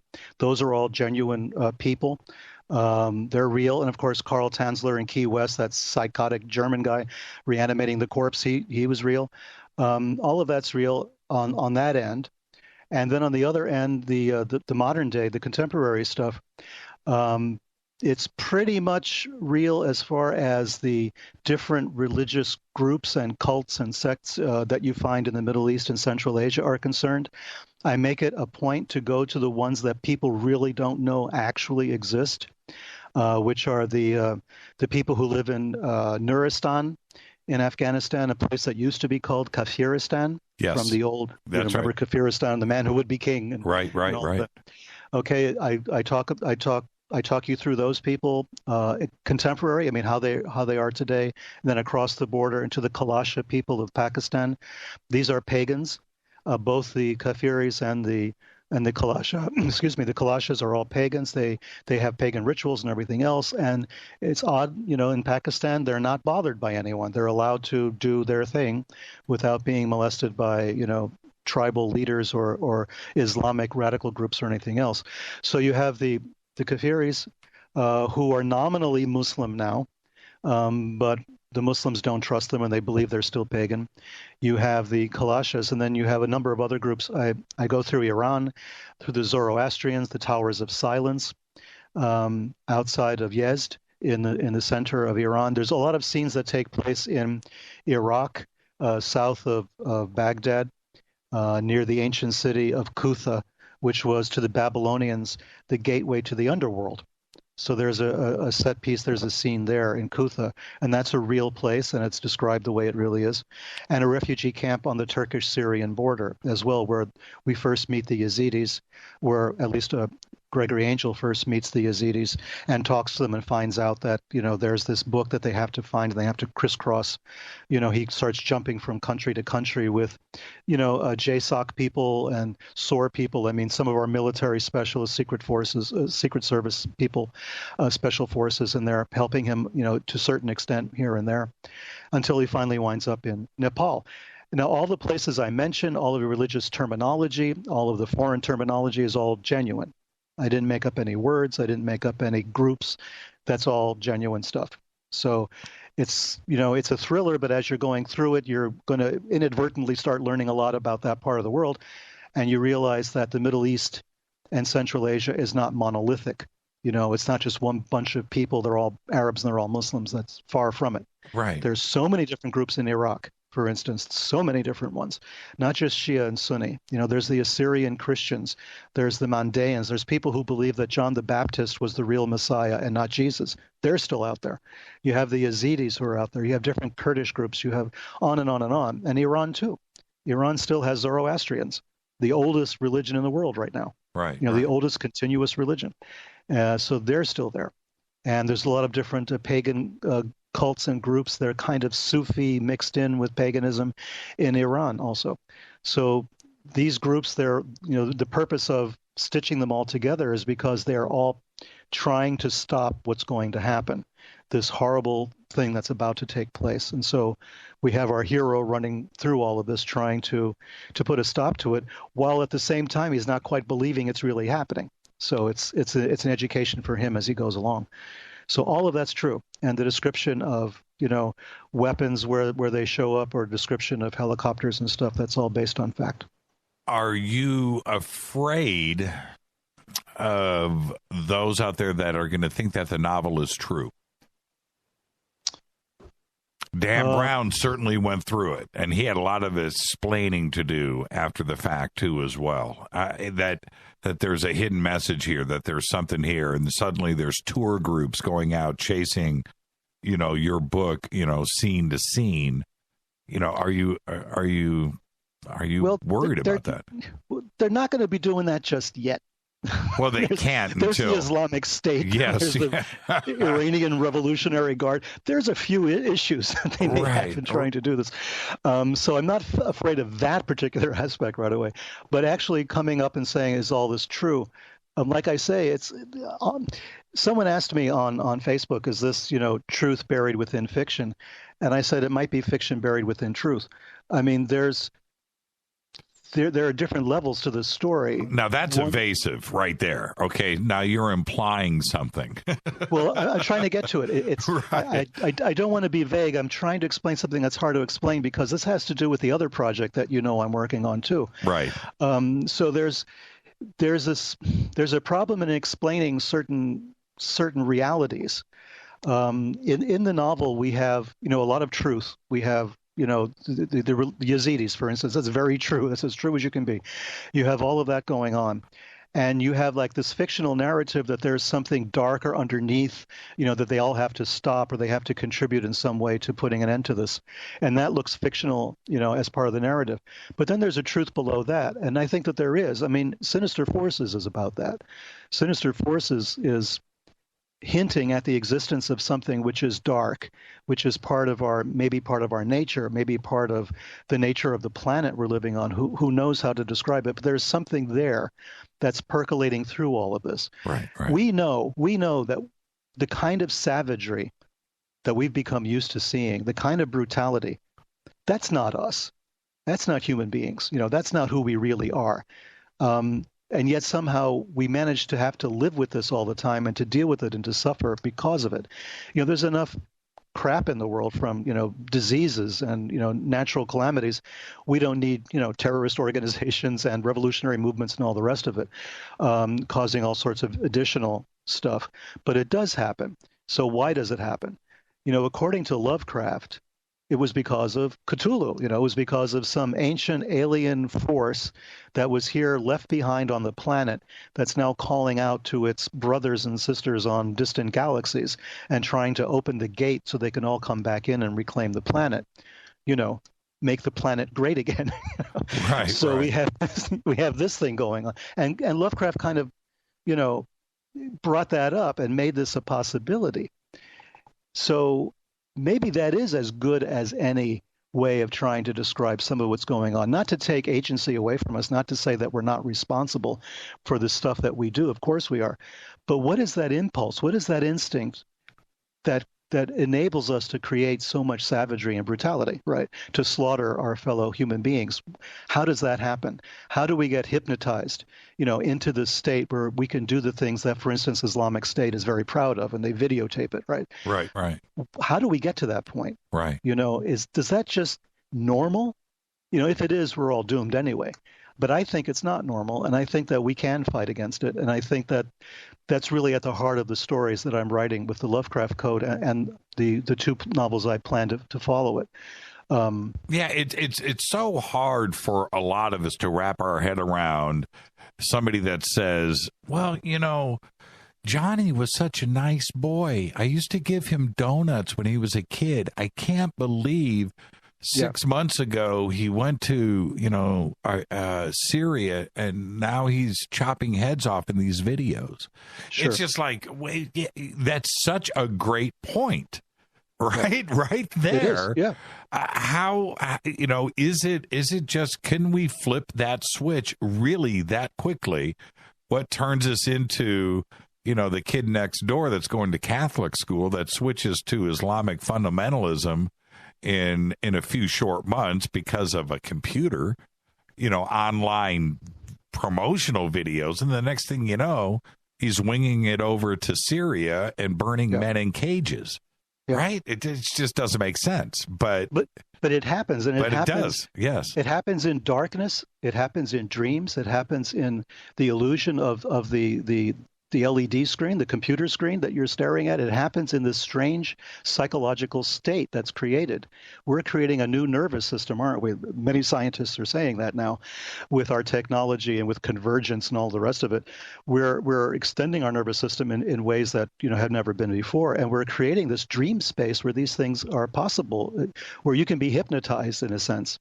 Manipulated, the power of suggestion, whatever you want to call it. Sure. Into converting to these things. People say it's a radical form of religion, and it's not. I don't believe that it is. I've done a lot of research, for instance, on MK Ultra and behavior modification, all of that for Sinister Forces, and since then, and I believe it's closer to the conversion scenario than anything else. You become converted. It's not that, for instance, Muslims are naturally violent. That's of course nonsense. I mean, I've lived in Muslim countries for years. Right. What happens, though, is that there's a conversion that takes place. You convert to another kind of a way of thinking. And conversion was being studied by, the MK Ultra people in a very serious way. One of the guys who really was one of the founders of all of that, a guy called William Sargent, out in the UK, he made a specialty out of studying conversion because he knew that in that moment where you're one thing and then you're suddenly something else, a switch is thrown, like you said. How does that happen? How did it happen that, American GIs in Korea came back brainwashed, quote unquote, right? Mm-hmm. I mean, our people were doing this. I mean, corn-fed, milk-fed, American boys going to fight in Korea became basically Islamic State killers after that, right? They became converted to communism. They became, spokespeople for, the Koreans, the North Koreans. They're making all these statements on television, and they're broadcasting it around the world. What happened, right? It wasn't just that someone had a gun to their head. Right. There was a psychological manipulation taking place. And they were given the opportunity to come back. Yeah. And they said, no, you know what? I'm good. Yeah. I'm good. I'm going to stay here in North Korea, man. It's pretty cool here. Or pretty cold. It really happened, though. That's the thing. It really, really happened. And that's why I always insist we have to know our history. We have to know the context for this stuff, because this stuff's not coming out of the clear blue sky. The Islamic State stuff, and I don't call them ISIS because I don't like to conflate it with the Egyptian goddess, basically. So I just call it Islamic State or Daesh if I'm talking to someone with Arabic. But I've renamed them, by the way. They're called the IDF. The IDF? Yeah.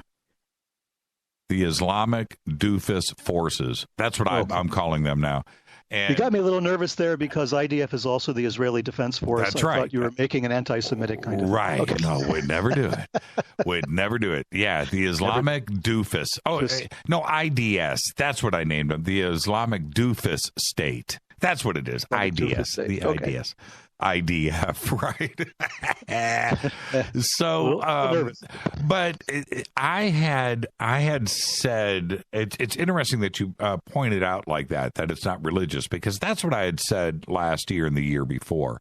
Not that I'm tooting my own horn, but what I had said here was that it is so anti-Islam and so anti-religion. Religions, everything has got the 10 basic cardinal rules. right? Don't steal, don't, be a good guy, don't kill, right? And if you, religion or not, those are just actually pretty good rules to live by, right? Even if you're not religious, right? Yeah. Well, ISIS, or the Islamic doofus state, that they don't live by those rules. So therefore, I have taken religion out of it. What you have, and that's what I had said, what you have, is a collection of kids that are A, paid, B, you get to go to another country and go and live this alternative life and escape where you're at now. Maybe your life isn't that good where you're at, whatever. Maybe you're a common criminal. Maybe you're just a retard from the word go. Yeah. And that is what's going on over there. Sure. And they are all drugged up. They're on drugs. That's the other thing that people don't talk about. They're all meth heads. And that has a big part to do with it, where they're so disoriented and so disconnected from reality, and over there, that this whole religious thing that the media and even ISIS themselves are hiding behind isn't actually based on fact. There is a switch that has been clicked in these kids, and that's what has happened. Sure. I don't know any other way to rectify, to resolve it in my own mind, because it's so twisted. It's so twisted. It is, and I've been saying the same thing for a long time, especially when people started jumping on the Islamophobia bandwagon. I'm saying, whoa, wait a minute. I feel I can say something about that because I've lived in Muslim countries, and, I've been to a lot of mosques around the world and all the rest of it. I mean, I've been exposed to a lot of that, and it's just not Islamic, and I've had people come up to me and say, we're freaking out over this. So it's not. It's conversion to, a mindset. It's like Jim Jones, at Jonestown. I mean, it's the kind of thing where you just throw a switch and you're willing to kill other people, commit suicide, do whatever. And we've had this phenomenon in our history, just in my lifetime. We've seen this before, so we've got to, get our act together where this is concerned and understand what it is. And at the same time, not to suppress the fact that there's something really dark, at the heart of the human experience, that it's there and it's bothering us, and we have to, confront it and deal with it in some way. And that's what my central character is doing in these novels. He's starting from a position of, a plague on both your houses, I hate all of you guys, to, wow, I'm seeing stuff I shouldn't be seeing. There's things that are happening that, that are challenging my perceptions of reality. I'm going to have to be more aware of all of this. I don't know how to take it on, and it has to do somehow with religion and somehow with other things. I don't know.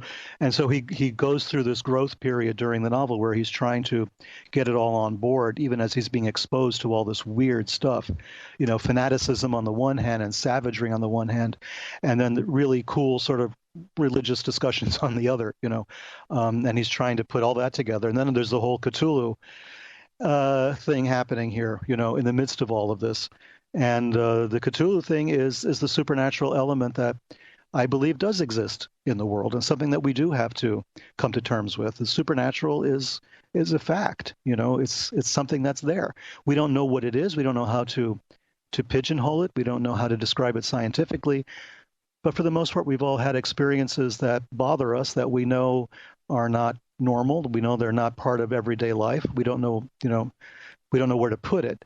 And that supernatural element is one that I have to put front and center in the novels as well, because this is something that we need to deal with.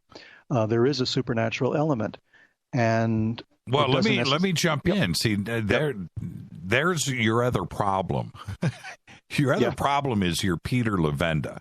You've got that problem. People look up to you for crazy, in-depth, real-deal research, intelligence, well thought out, methodical, laid out, makes sense, and people learn, and their minds are blown, and they're like, man, Peter Levenda, he knows something, right? This guy he's out there, he's getting it done. And exactly what I'm talking about. So then you go and you write this type of book, and they are going to say, Peter knows something. He's telling us something in here. Now we need to go and figure this out, because there's no way that Peter wouldn't do this unless there was something secret here. Now we need to go and figure. And that's a real problem. It's a good one, but that's ultimately that's probably what's going to happen. Well, that's probably good. I mean, maybe it's a conversation that people in general need to have, not just about me, I mean, but about in general terms, all the work that I've done, and I've done, a lot of, I've investigated things, and I've interviewed people, and I've gone to foreign countries, and I've talked to terrorists and Nazis and Klansmen and everything else. All of this has been important, and it's been, factual, and it's been footnoted, as I say, and extensive bibliographies and all the rest of it. And I read a lot of documents, a lot of declassified stuff, whatever I can get my hands on, and I go through and I analyze all of this. But underneath all of it, there's this strain of something else. There's the motivation for it. I mean, trying to look at it separately, just read the documents themselves and think that you know what's going on is not true. There's a lot more going on than what's in the documents. I wrote a novel many years ago in which I made the statement that there's documents and there's blood, and you can't tell history without having both the documents and the blood. You don't know. You don't really understand it otherwise. You need the context for all of it. And is there something supernatural at the heart of this? Yeah, what we would call supernatural, something that we have a hard time describing, a hard time putting into a box. So we have to allude to it the way Lovecraft did. Lovecraft alluded to all of this. A lot of that action happened off set, off scene, off camera. So it was all by illusion. It was all by misdirection, saying these horrible things are out there. It was a kind of a paranoid worldview. And I'm not paranoid, I don't think.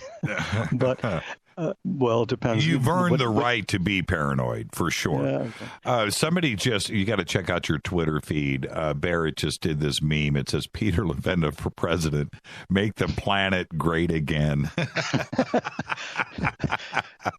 We need to take back our planet. We need to take back our planet. Now, when it comes to the supernatural and the satanic side and that dark side and the Cthulhu side, with all of your stuff, you've done hands-on research. You've been to South America. You've been to crazy country. You've practically been tortured. When it comes to how do you research the supernatural, the religious, the satanic side? I mean, are you hanging out? Are you putting on a robe and a crazy hat? Well, I mean, I have a master's degree in religious studies, right? So I did the whole academic side for that, to study religion, which meant I did hang out in a lot of places. I mean, ever since I was very young, I used to do that. So I was always fascinated by religion, by esoteric studies, by the occult, even by different religions. So I was always fascinated by that, by ritual. Ritual to me seemed like a technology. Well, you mean like Rosemary's Baby type ritual? What do you say, ritual? Ritual. Okay, you went there. Jimmy? You went there. I went to things like that. Absolutely. I mean, I was around in the 1970s in New York City when, the whole place was falling apart as far as there was an occult renaissance going on, which we call an occult renaissance, those of us who were there. And everybody was there. I mean, you had witches, you had the Wicca movement was there becoming very strong. You had the Crowley people were very strong. You had the Church of Satan. You had every kind of group you can think of, some of whom, have not survived, but many of which have. And they flourished at this time. And you fell into rituals just by crossing the room. I mean, you just didn't know what was going on, right? Right. So stuff was going on. I saw a lot of that. I talked to a lot of these people. I hung out with them. I learned a lot from them. I didn't join anything. I didn't enlist in anything. I didn't accept any initiations into anything. I always kept myself outside of that so I could write what I want and discuss what I wanted without having to betray secrets or, be forced to. I wouldn't join any club that would have me as a member, basically. So, to use the old, Woody Allen routine. So I stayed out of becoming actually initiated, but I did go to a lot of rituals that I could go to without being initiated. So I learned a lot, not just from, Western occultism, but also I went to a lot of Taoist temples, Buddhist temples, Hindu temples, like I say, mosques as well. I mean, all sorts of stuff, Santeria stuff in Afro-Caribbean religion. You name it. I've had my beads read by a Ifa priest, a Yoruban, high priest of the Ifa divination systems and things like that. I mean, remarkable stuff. So yeah, I've been exposed to that as well. That's all part of what I've been researching. It's all of a piece. It's not just the politics. The religion is part of it. We try in this country to separate the two. We say that legally there's a separation between church and state, and that's true. I'll tell you a funny story on that. There's a picture out there of you and I eating some food, right? We're sitting at a table. And somebody sent me that picture in an email. I never told you about that. I've never even talked about it. It just came and went. But this guy sent me this email and goes, "Man, this explains your success. You've made a deal with Satan." and that's all it was. And I was like, where is this coming from? Right? It was just totally bizarre. And I can, along with Peter's disclaimer, I assure you that Peter and I have not done any blood rituals together that I know of. Well, there was that time. Well, that's all right. We'll. Yeah, well, no, we can't talk about that. That wasn't blood, was it? Oh, no, you're right. It wasn't. Okay, good. Our guest tonight, Peter Levenda. We're talking about his new book, which you can pre-order now on Amazon, The Lovecraft Code. He is the absolute best. We'll take a quick break here.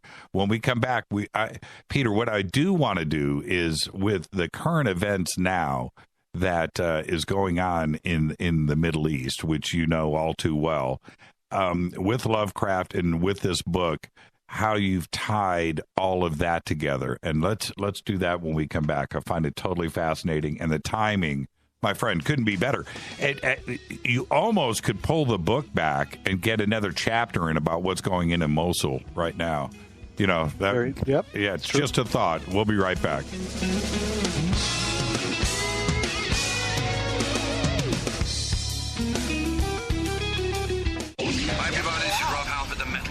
JimmyChurchRadio.com. KGRA Radio. Intelligent talk.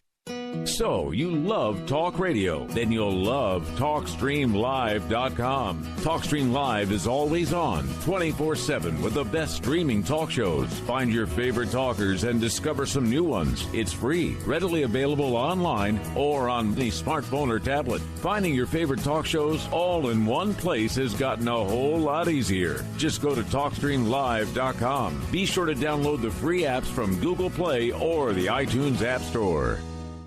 So, you love talk radio? Then you'll love TalkStreamLive.com. TalkStream Live is always on, 24/7, with the best streaming talk shows. Find your favorite talkers and discover some new ones. It's free, readily available online or on the smartphone or tablet. Finding your favorite talk shows all in one place has gotten a whole lot easier. Just go to TalkStreamLive.com. Be sure to download the free apps from Google Play or the iTunes App Store. If your home has hard water, then it's likely that limescale is clogging your pipes, damaging your appliances, costing you hundreds of dollars each year. You can eliminate limescale in the entire house with HydroCare products available at Wave Home Solutions. Easy and efficient with no maintenance, no salts, no chemicals, and no coils. And you can buy with confidence from Wave Home Solutions. Performance guaranteed. Just go to bestwater411.com. That's bestwater411.com. Did you know that when you're on the road with limited data or Wi-Fi available, you can still listen to every minute of Fade to Black by just calling 605-562-4482. No smartphone, app, or internet needed. It saves your data plan and no extra cost if you have unlimited minutes.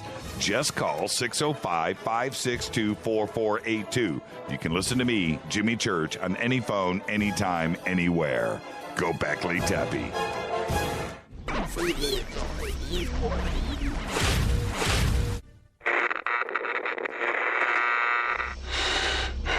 You want to know a secret? I love ponies. I really love ponies. I'm serious. I couldn't stay sane without ponies to brush. Why Fade to Black? Because you never got that pony, damn it.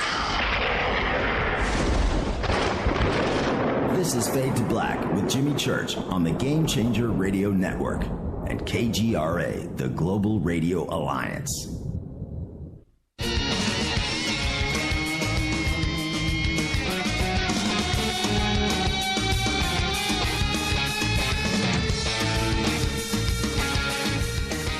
Welcome back, Fade to Black. Our guest, Peter Levenda.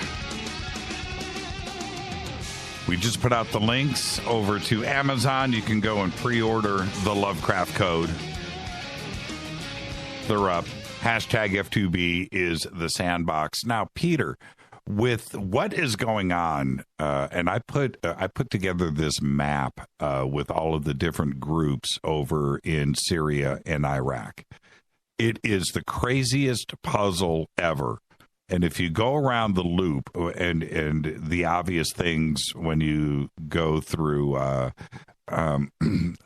east to west, north to south, Israel, Syria, Turkey, Saudi Arabia, of course, the United States, Russia, all of the Islamic groups that are inside of that, which are my count, I had like 25. You know, most people hear about 2 or 3. 25, all of them. Then you have the rebel forces against Damascus. You have that, and then who is funding those, who is backing what, and everything is crisscrossed, and it's a mishmash of a mess. That's what's going on over there right now. We really don't understand that. Were you able to tie in that mess into this too as well, and are you able to make sense of it? Well, I do talk about it in the novel because it's an obvious situation. Once you bring up the Yazidis, you basically have to get a little bit into the weeds as to, you know, who those people are and like what's going on. And so I start to talk about the different groups that are there and the different terror groups, for instance, and the different rebel groups and all of this. The problem is that the alliances switch from day to day, practically. So you have a constantly shifting landscape of people. Sometimes they're on your side, sometimes they're not. Sometimes they'll make an alliance, and the alliance lasts for a week or a month or a year, and then after that it's falling apart and they're at each other's throats again. This is that region has a lot of tribal and ethnic rivalry that's got nothing to do with religion. Religion is just the icing on the cake. So you've got people who have different languages, they have different cultural expectations, they have different backgrounds. I mean, they have different historical claims to the land that they're living on. All this stuff is going on. You have the Druze, militia, which are really weird by themselves. You have Assad in Syria, who's not even really a Muslim, No. The Alawis are considered kind of, the Iranians put up with them because they're more Shiite than they are Sunni, but they're not Shiites either. Alawis are, there's a lot of things that they don't do that Muslims are supposed to do. So even then, I mean, we think of the president of Syria, this horrible dictator who's killing all these people, as being a Muslim, and basically he's not in the eyes of other Muslims. So you have the Alawis, which are a mystical kind of sect, and you have, everybody else out there. And these people go back centuries. I mean, the Yazidis, claim they go back to the time of Sumer, which is 3000 BCE, right? Right. So you have groups that have all sorts of claims on land, on territory, and they have different religious practices, and they either allow intermarriage or they don't allow it, or they drink alcohol or they don't drink alcohol, and on, and all these various things. And it's a mess. It's an absolute mess, and the borders keep shifting. So when we go in, or the Russians, or the Europeans, whatever Europeans, the Brits or anyone else goes in and tries to make sense of it, and tries to form an alliance with one group against the other, it's doomed to failure, because eventually that group is going to turn on you. For whatever reasons. They're not going to be loyal to you. They're not out there trying to create a democratic state, right? They're out there trying to get revenge against their enemies, carve out some land for their own, and develop their own identity, basically, in whatever plot of land they can find, as long as they're not being slaughtered. So they will side with you at one point, and they'll turn their backs on you again when someone else gives them a better deal. There's no reason for them to trust us, basically, is what it comes down to. There's no reason for them to trust anyone in the West. because of World War I, because of colonialism, because of all the stuff that went on, the Versailles Conference and how the lands got carved up and all the rest of it, sort of arbitrarily, lines drawn through the sand. Okay, this is Kuwait now, this is Iraq, et cetera, et cetera. So there's no reason for these people to trust us, to trust any of the Europeans, to trust the Russians or anyone else. They become extremely cynical, extremely skeptical. So what does that mean for us? Should we then bow out of it? The problem is we have a humanitarian crisis that also is taking place there. And I have tremendous respect for anybody who wants to go in there and do something about that. And it's going to be a quagmire no matter how you look at it. We should be saving the people of Aleppo. We should be saving, we should be saving the antiquities that are being destroyed. I mean, our culture is being destroyed also. Our culture as people, as humans, are being wiped out. We should be saving the Yazidis for sure. We should be saving those people. These are humanitarian crises. But once we get in there, are we ever going to get out? What is really at the root of all of this evil? What is really at the root of all of this? Is it simply you get a bunch of anthropologists and sociologists in there and they're going to sort it out? In the end, I don't think so. In the end, that switch is going to get thrown again. In the end, someone's going to go off their nut and they're going to go crazy and take out a machete or an AK-47, and we're back to square one. So we've got to look at, we have to look at the humanitarian stuff that we should be doing. I'm 100%, in favor of doing whatever we can to help the Yazidis, for instance. But at the same time, we have to be realistic. We're not going to go in and solve the problems. Save the people that we can save. Do what we can. And then, we're not going to be able to, we have to realize we can't solve those problems.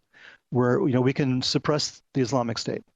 We can destroy them on the ground. We can do all of that.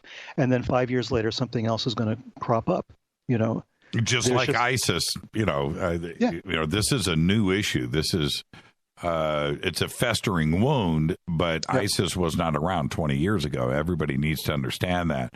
And there's something else that's interesting here. Speaking of Syria, we talk about Aleppo a lot. We do now, but it was the largest city in Syria that is now literally a pile of rubble.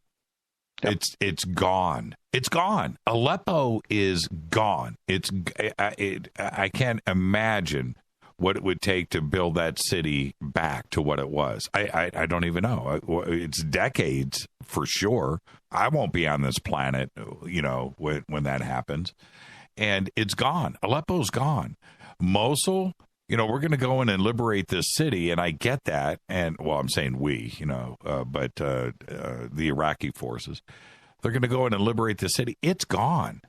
It's been bombed now since 1991, right? And it just blows my mind how we've gone in now, literally, and destroyed two countries, Iraq and Syria. And if you think about it, what makes this even more poignant, and which is, sort of at the heart of my novel and my books in general, this is the cradle of civilization. This is Mesopotamia. This is where we all came from. The Garden of Eden was supposed to be there. Ur of the Chaldees. I mean, all of this is there. Baghdad. I mean, it was Babylon, Nineveh. That's right. I mean, this is the cradle of civilization. Writing originated in this part of the world. The wheel. The wheel. The wheel. The wheel. Religions, all of our major religions came from there. The major, Western religions, the monotheistic religions, but even the ones before that, they all came out of that part of the world. And now we're leveling it. We're laying it flat. If you step back from it and look at it, take the long view, then you have to say, okay, this is not just politics as usual. This is not just, territorial disputes that we've had, since history was written. This is something darker. We're erasing where we came from. Town by town, city by city, statue by statue, temple by temple, it's all being obliterated. Why is this happening? What's the explanation for it? I mean, on an existential level, what is going on? And it's that part of the world that it's happening. And there's problems all over the world. There's massacres and genocides taking place, as we know, all over this planet. But that part of the world in particular is being leveled. and it's where we all claim that we, have our origins, not just Westerners, but people, on the planet in general. This was the beginning. They fanned out from that part of the world. They went into North India, Pakistan, and that, and extended out that way into Mongolia. They went down across into Europe to the Levant and all the way to Hibernia, to Spain and Portugal. I mean, the people came from there, throughout North Africa. This is where we came from, And we're destroying it. Right. And do you think that the possibility is there for, oh man, I just don't want to be too dark here, that maybe they're trying to intentionally do this, that they're trying to hide a piece of history, that there's something there that maybe we were close to discovering or finding out about our past that quite simply they don't want us to know about, because it doesn't make any sense. And sometimes the simplest things are the truth. Could it be that they're trying to bury the past and to destroy it? I'm talking about our own government too, as well. I mean, it's one way of explaining what's going on, and you'd have a hard time getting evidence against that point of view.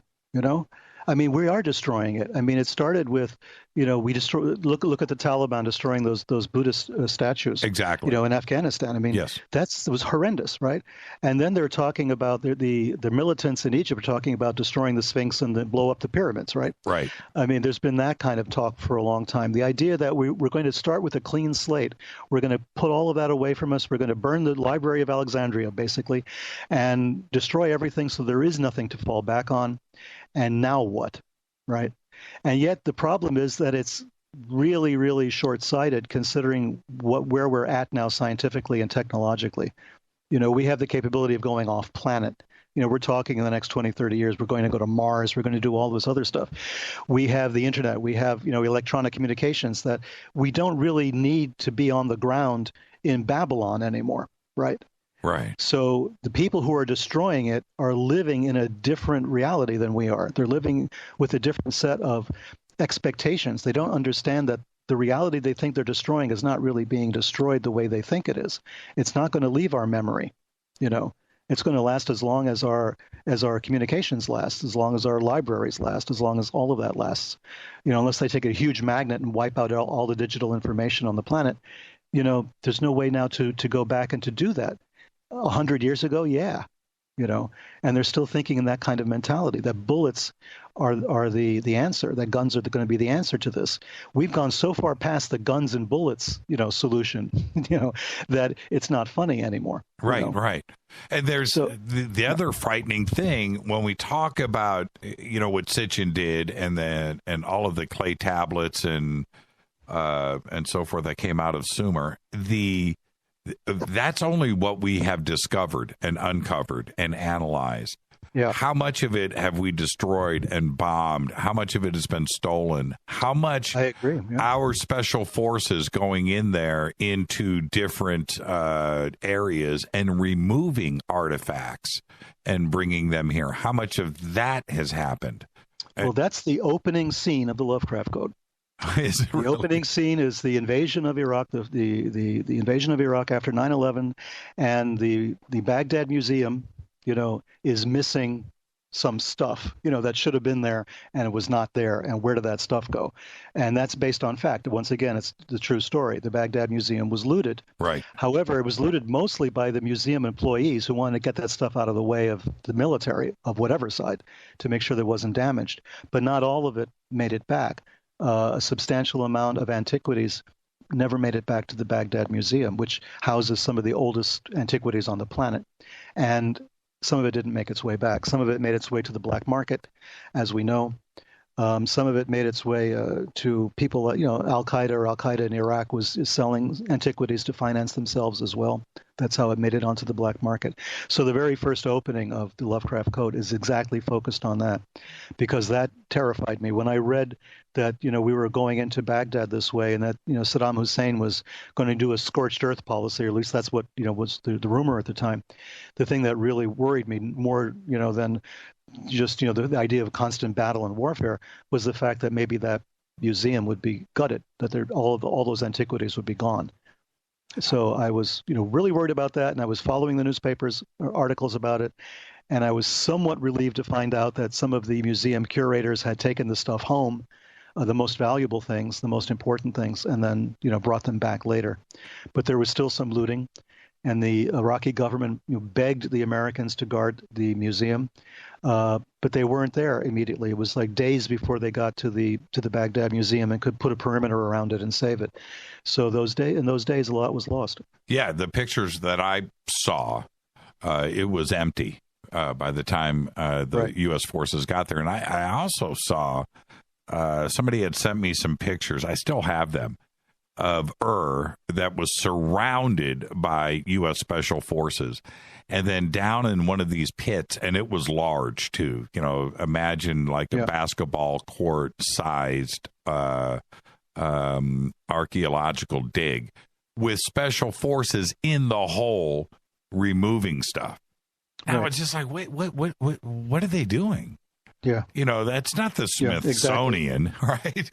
That's not right. That's not a college. That's not Yale University down in the hole. Those are Special Forces guys with beards, with the machine gun strapped on their back, removing stuff from What is it that they were told to go and get? Exactly. Pretty interesting. Great material for a novel, huh? Yeah, you should. That should be the opening chapter of the book, actually. And and then the other side, and I want to address this too, is we have the Anunnaki and the ancient alien. I said it. I didn't mean to. The H.P. Lovecraft E.T. connection with all of this. Did you go there in the book? Yeah, I did it a little, and I'm doing it really full force in the sequel to this book, which is called Dunwich, after the Dunwich Horror that Lovecraft, his other famous story. Right. So in that sequel, we're going to get all up in the ancient aliens and the alien connection to all of this. Some of the same characters, are reprised. It happens a few months after the events in the first book. So Mosul now is being overrun, and the Yazidis are being, slaughtered, and all the rest of it. Against that backdrop, then there's, book 2, which deals very, specifically with the ancient alien concept and Lovecraft's ideas about it, and done in like a real-time story form. And when we look at that concept, you and I actually haven't talked much about this, but do you think in all of your research that there is a legitimate reason to believe or trust that we had an ET contact, whether it was Anunnaki and we're going back 400,000 years, or something as recent as Atlantis or the construction of the pyramids or the Sphinx? Do you think that there's a direct connection? I believe so. I believe that there was a connection, that there was some kind of alien contact. I'm very deeply in the weeds on that one right now because of the project I'm working on. But that's definitely a major part of the investigation that I'm involved with now. I think the evidence is there. I think we'd be kind of silly to ignore it. And I think that the alien explanation is really the best. It's the most efficient explanation for a lot of what's happened with humanity over the last, recorded history. I think that the alien scenario is the one that answers everything the most economically. And it kind of puzzles me why scientists would not embrace it, because it is so economical and elegant an explanation as to what's happened to us as humans. There's a lot of atheists out there, scientists as atheists, and they hate religion for a lot of reasons, but mostly they hate religion because of, wars and the lack of, of spirituality that they find in religion. So they make that argument all the time, and it's rather boring, actually, because, yeah, okay, fine. But I would think that a scientist, especially an atheist scientist, would embrace the idea of alien contact because it would explain everything that religion tries to explain. And it would explain it better, in a way. And all of those questions that are out there, the ones that are difficult to answer, once you throw in the ET ancient alien hypothesis theory, and throw it in there, it is a very, very elegant solution. Now, it can turn into a broad stroke of the pen. Ancient Aliens has certainly done that, right? Everything is Ancient Aliens, right? Yeah, right. Everything is aliens. But there are some very, very difficult questions to answer out there. And when archaeologists and historians and religious historians, where they come back with, well, you know what? You're not giving ancient man, Stone Age man, enough credit. It's like, wait a minute, man.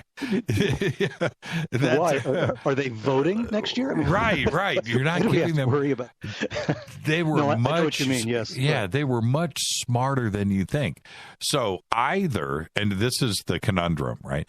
Either you want us to believe that Stone Age man between 8,000 and 2,000 BC was foraging for seeds and was walking around with a club. Right? And was looking for food every single day. That was his job. He woke up in the morning, went out, got some food, came back, and procreated. That was the cycle of life. Either it was that, or he had the intelligence to build megalithic structures at magnetic north on perfectly level ground, and was able to quarry and carve and sculpt and do art and math and astrology and architecture and government and farming. So it's either or. Which one of those is the one that we're supposed to accept? Sure. So it's obvious, right? Yeah.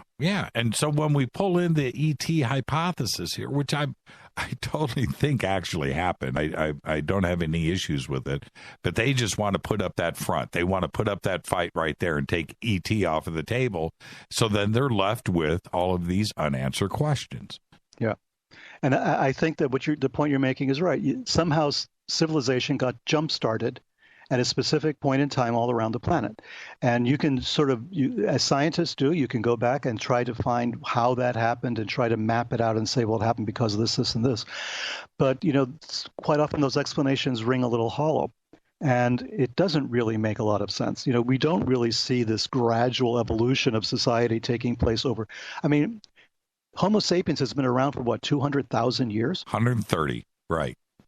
And suddenly, in the last 10,000 years, we've got civilization. What happened? Were we happy all this time and suddenly we were unhappy? What happened? We didn't have cable, so we decided we have to create civilization. I don't get it. I don't get why we were okay for 130,000 years if that's the new number now. And right. suddenly we had this urge to have a civilization. Not just us in one corner of the earth, but all over the earth. Everybody decided at the same time to build pyramids. I mean, at a certain point, you have to look at this thing and say, Occam's razor, right? I mean, it's the simplest explanation, and this is a good one for now. And it doesn't mean we have to believe in little green men and flying saucers, but there has to be an explanation that takes this into consideration and says we have to posit there might have been, influence from somewhere else. And just leave it open at that, and let's not poo-poo it and ridicule it like people do. It's a valid way of looking at this, and it certainly explains religion. Yeah, and it does. And the other aspect of this, when we're talking about let's generalize things, but let's go with 4 or 5 cultures that were happening at the same time around the world. You can go with Asia, South America, the Middle East, North America, Europe, right? It's these cultures that, in a parallel sense, all developed these ideas at the same time when it was impossible for them to communicate with each other. Mm-hmm. We have a big issue here. And when I hear, man needed to do it at that time. What did he needed to build a pyramid? Yeah, really. Right?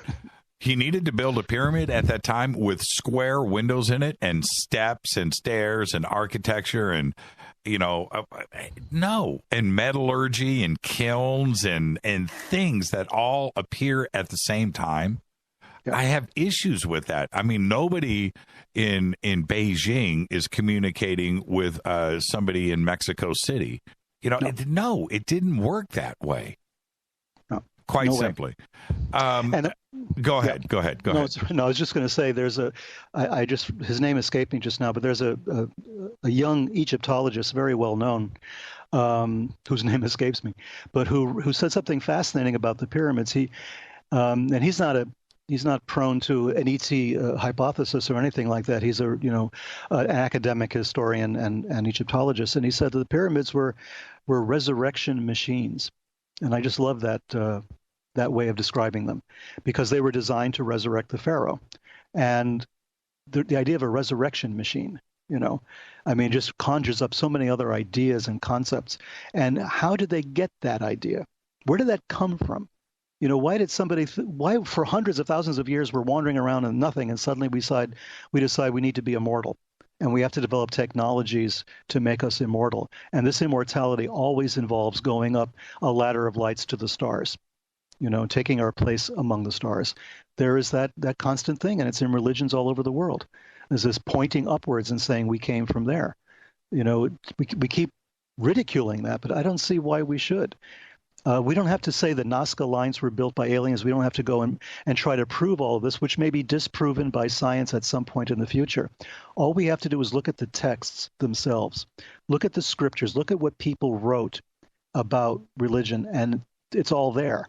You don't have to go anywhere else, whether it's the Dead Sea Scrolls or whether it's the Book of the Dead, the Egyptian or the Tibetan, or whatever it happens to be. If you look at the Sumerian scriptures or any of these scriptures, they are telling you the story. They're being upfront about it. It's an extraterrestrial source. So whether we believe it was spaceships that came down or whether it's the ultra-terrestrial hypothesis, right, where they're living among us, they're sort of in another dimension, they flicker in and out. Light beings. Yeah, whatever. Yeah. Well, the Arabs, even long before Islam, the Arabs believed in something called the jinn. And they say the jinn were, beings that were just like us. They were as corporeal as we are. They procreate. They do everything that we do, but we can't always see them. They're sort of here and not here. They're around us. And some have even converted to Islam, they tell me. So, these are beings that they've known about, for centuries and centuries. For thousands of years before the advent of Islam, they believed in the jinn, which we get the word genie from. They believe that they actually exist. They're wandering among us in a kind of parallel dimension and occasionally cross over into ours. These are just some of the hypotheses that come up, but they're ways of trying to explain what I believe is a real experience. They're trying to explain something genuine. First comes the experience, then comes the myth. It doesn't go the other way around. Let's. I'm going to get you to hang on for about 10 minutes. We cannot end here. It's too good. It's too good, Peter. Let's take a break. Our guest tonight, Peter Levenda, and when we come back, this is where we're going to go, because what was going on in Mesopotamia and Sumer and ancient Egypt, which was all going on at the same time. Somebody was teaching. Somebody was taught. That's what academia says. We're going to discuss that when we come back. This is Fade to Black. Our guest, Peter Levenda. His new book, The Lovecraft Code. Be right back.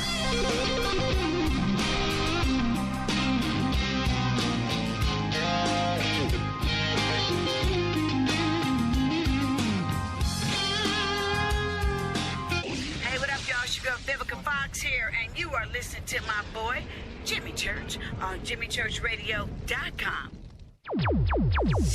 Despite popular opinion, reading a book will not make you smarter, but listening to Jimmy Church will.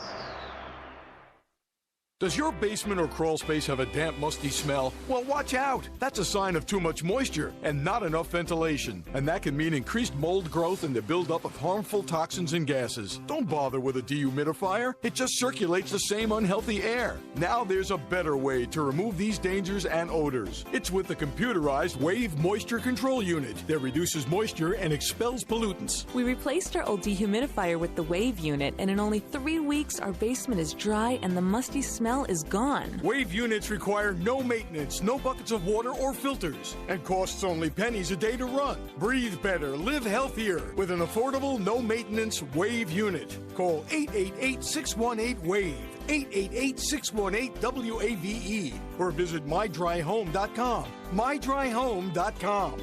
Ride the wave. Wave Home Solutions for a healthy, comfortable home. What's up, Fadernauts? Studio Dome loves Fade to Black and the F2B audience so much that they have put together the ultimate stereo Bluetooth system. They've done it just for you. Man, check this out. The Studio Dome SBB2 stereo system is here. It's featuring 2 Studio Boombox 2 SBB2 wireless Bluetooth speakers, packed in its own custom hardshell case. This Studio Dome system features the very latest in stereo Bluetooth technology. The 2 full-range boomboxes are in true wireless stereo. You've got to hear this. It's amazing. It's just $129, and use the promo code JCRTWS, and you'll also get free shipping. It's simple. Just go to jimmychurchradio.com, click on the Studio Dome banner. Go Beckley Teppy.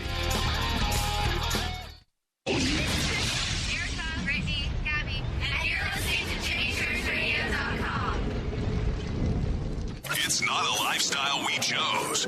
We were born this way. KGRARadio.com.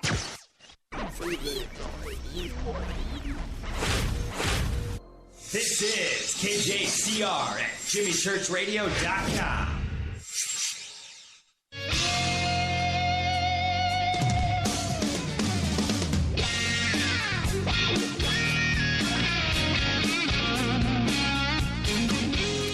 Welcome back, Fade to Black. Our guest tonight, Peter Levenda. Couldn't let Peter go.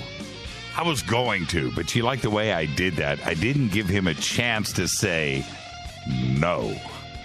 Sorry about that, Peter. I didn't say no to you, Jimmy.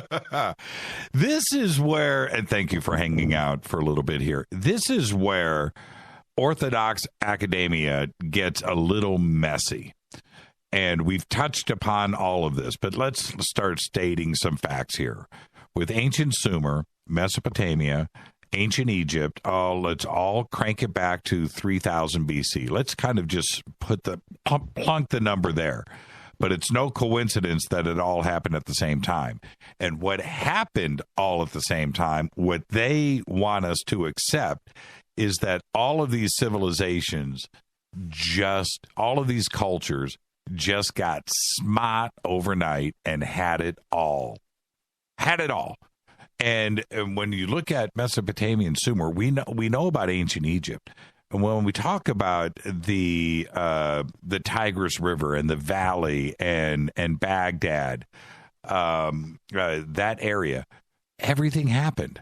Writing, of course, high technology, agriculture.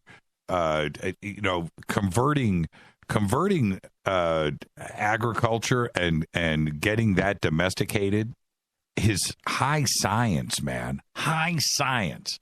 And I don't know what Stone Age man was sitting in in his hut, and his wife comes in and says, what are you doing? Well, you know what? I got this idea. These seeds, we're going to germinate these guys, right? It's just like, wait a minute, man. But that's what and all of these cultures were suddenly upright and running. Now, and this is where I want your input, because academia will say that nothing is new. Everything is taught, right? There's no original ideas. Everything is handed down. Well, who handed it down to the Egyptians? Who handed it down to the valley in the Middle East? Where did the knowledge come from? It came from somewhere, didn't it, Peter? Well, it did, and they're very upfront by telling you where it came from. This is the thing that we consider these people to be kind of stupid or superstitious or whatever it is. These are people who created civilizations and armies and cities, and they fed their people. These are not stupid people. And in their writings, they say, we got this information from people who came down from the stars, right? We got this information from elsewhere. I mean, the Sumerian explanation is this fish guy came out of the sea, landed in the water, came out of the sea, gave them agriculture, astronomy, mathematics, everything else, would never eat or drink anything on land, and would go back into the sea every night, would never stay on land, during the day. This was an ancient myth that was repeated, all the time. We constantly have this idea of gods.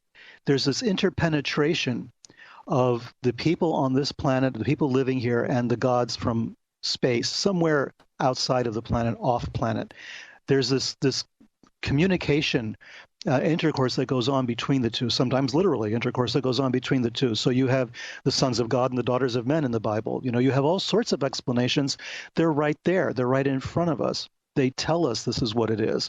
And we say, well, that's just mythology. They're making stuff up. They don't know how to explain scientific principles. So they're making stories up to explain things. But the stories, if they're making up stories that are consistent with something that happened. They're not just saying Mary had a little lamb or something. They're talking about the transmission of information in a very real way, a transmission of their entire culture.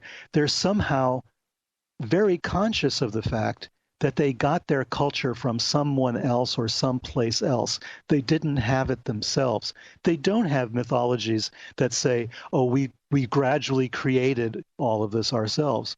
Why don't they? Why do they always say it came from somewhere else? They don't actually say we did it ourselves. No mythology says we did it ourselves. Why does academia fight it?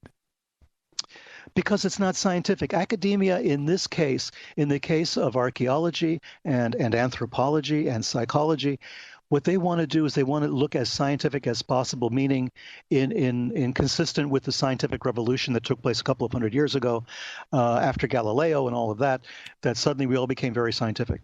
So the academics want to fit their scholarly research into that cubbyhole. They want to sort of, straitjacket into what physicists do and what chemists do. Physicists and chemists have to do things their way. Biologists have to do things their way, consistent with their science. But for some reason, with the last 100 years or so, probably the last 80 years or so, what's happened is there's been this movement to try to make everything scientific and everything fit the parameters set down by the scientific revolution. So psychology became very scientific, right? And it all became about pharmacology. You give somebody a drug to make them better. This was measurable. This was easier to deal with than actually trying to find out what's wrong. So you have this kind of an approach, and the same approach is there for history, for archaeology, for all of this. It must be done according to these principles, and whatever is outside of what science says is true cannot be accepted. So until science accepts the fact that there might have been alien contact or some other kind of contact, whatever it was, we don't have to, wrap ourselves up in the ET hypothesis, but it's something else, something that was not us, gave us this information. Until we can get there, until science says it, archaeology is not going to look there. Well, and no one's going to look there. And that's the paradox, because Copernicus, Galileo, Newton, Edison, for that matter, Benjamin Franklin thought outside of the box. Oh, yeah. And that wonder, that sense of wonder and questioning and going beyond what was the establishment, right? Going beyond that is what got us here today. But now they don't want to look at that methodology, that way of thinking. There's a reason, because they won't get their funding. All the money for academia right now comes from government funding or from the private sector, from companies, from corporations. So you have this sort of stranglehold on academic growth because they need funding, and they can't put their tenure in jeopardy. They can't jeopardize their department that they work for by doing something outlandish, because no one's going to fund it. I mean, that's a real problem as well. And that's another version of Occam's razor. Right? Yeah. In that the simplest, right? And if we look at it in those terms, Is it just because they don't want us to know the truth? They know the truth, but they don't want us to get closer to it. It makes you wonder, doesn't it? I mean, with me, it does. Yeah, it makes you paranoid for sure. Because then you start asking, who are they? How far up or back or deep, does they go? I mean, a lot of people that I talk to, they just follow along. I mean, there is no they for them. It's just, well, we won't get funding, so we have to do it this way, or we have to do it that way, or you can't say this, or you can't say that. My master's thesis was like that. I was sort of in jeopardy there because I wanted to put something in there that they said, no, we better not do that. I did it later when I published the book, Stairway to Heaven, but the thesis, was a lot more circumspect than the book was because of, I was bringing something up that might have been dangerous. And that was saying that, when Ezekiel was having his vision in the Bible of the chariot coming down from the stars, I said he was very specific, like Lovecraft. He specified a date, month, and year, and the direction in which this chariot appeared. It's right there in the Bible in the first chapter of Ezekiel. And I said, I can draw a star map, of that moment and show you what he was looking at. And they said, no, don't do that. Right. No. Well, no, let's not go there. Which kind of leads us up to, in a weird way, I'm not pushing you into the corner, but you are working on a project now. Yep. And this is exactly what we're talking about, is what you're working on. How close are you to speaking about this publicly? Well, that's going to depend upon my partner. That's really up to him to decide. When we can do this and when we can't. But the first book of this project, the one that I worked on, is already kind of sneakily announced already on Amazon. If you look for it, you'll find it. But I believe there's going to be a digital ebook version of it that's going to be available sooner, probably by the end of this year. So probably around the same time that Lovecraft Code is coming out, I think the first book of my project will be out, and then we can talk about it then, at least that part of it.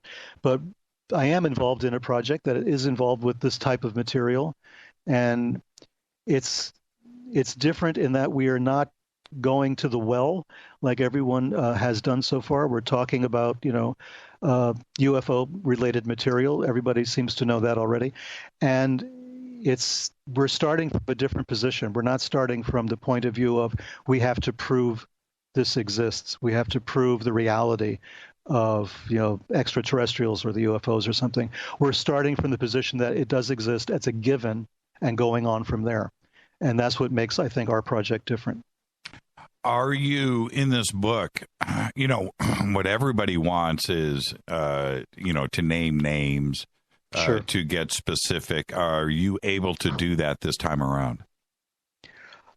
I can't name any names. That's not for No. I'm not Yeah. asking you to name names now, but do you do that in the book?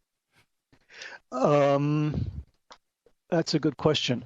Well, there's 3 books. The first 2 are done. The third's about done. We start to name names, or I start to name names here and there throughout the 3 volumes, but more especially in the 3rd volume. But here and there in the first 2, you'll find some names mentioned. But they're not going to be as earth-shattering as some of the others. I mean, there have been revelations recently, and some names have hit the fan, sort of. Mm-hmm. So people know that this is not a project that is imaginary, and it's not. We're not making stuff up here. This is pretty genuine with some very genuine people involved. So everything you've heard about it is true, is what I'm trying to say. We were very sort of reserved, actually, in talking about it, or at least I've been reserved in talking about it. Right. And who's involved and all the rest of it. But I think people will be pleasantly surprised. I think this is a different departure, from what's gone on before in this community. With your listeners probably are familiar with a lot of different approaches to this material. I really hope we're taking an approach that is unique, or at least is exciting and is going to be able to, ask questions that maybe haven't been asked before and present some information that hasn't been presented before and some real, points of view and perspectives on this whole subject that are coming from some very important places. And I'll let you go with this last question. When we look at the subject of ufology and research and disclosure, there's a lot of names out there that people think of first. Who they don't think of first in all of that is you, right? Why you in this project? I think it's because of my previous work. I'm not a conspiracy theorist, as much as people try to make me into one. I don't start with a theory and work backwards. I'm really the kind of person who gathers a lot of information first. I get a lot of documents, I talk to people, and I try to build a picture of what it is that I'm learning based on that. And that's what I've done with Unholy Alliance and then all the Nazi books, Sinister Forces, and all the rest of it. I mean, I'm very sensitive to the fact that there are other things, more things on heaven and earth, right, than can be seen or measured or with our senses. I'm aware of that. But at the same time, I like to really do the footwork, to really explain things from a different perspective, to take a creative approach to things that have already been discussed, like the Kennedy assassination stuff that I've done. I don't want to be a Kennedy assassination guy, right? But I have come up with things that no one else has come up with on the assassination. We've talked about it before. Yes. Everything from the 9 to the wandering bishops. There's a whole world of stuff that's never been covered where the assassination is concerned. That's the kind of thing I like to do. And I think that's why I was sort of tapped for this particular project, because I would bring that kind of legitimacy to it. And also because I am a stranger to a lot of people in ufology and I'm new to this, they're not going to make assumptions about what I'm going to say ahead of time like they would for some of the other people that are very good but very familiar. That we already know what they know, what they think and their point of view. I think with me, you're getting maybe a different perspective. And I think that is really what this project needs, was a lot of different perspectives. Maybe pragmatic might be the right word. Yeah, could pragmatic. Be. Absolutely. Could be. I don't know. Yeah. That's a bit of a reach. I don't know.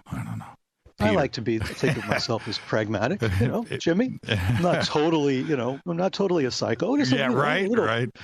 Peter, thank you so much. What a great conversation tonight. And we're going to be talking, obviously, there's some things that are going to happen over the next month or two.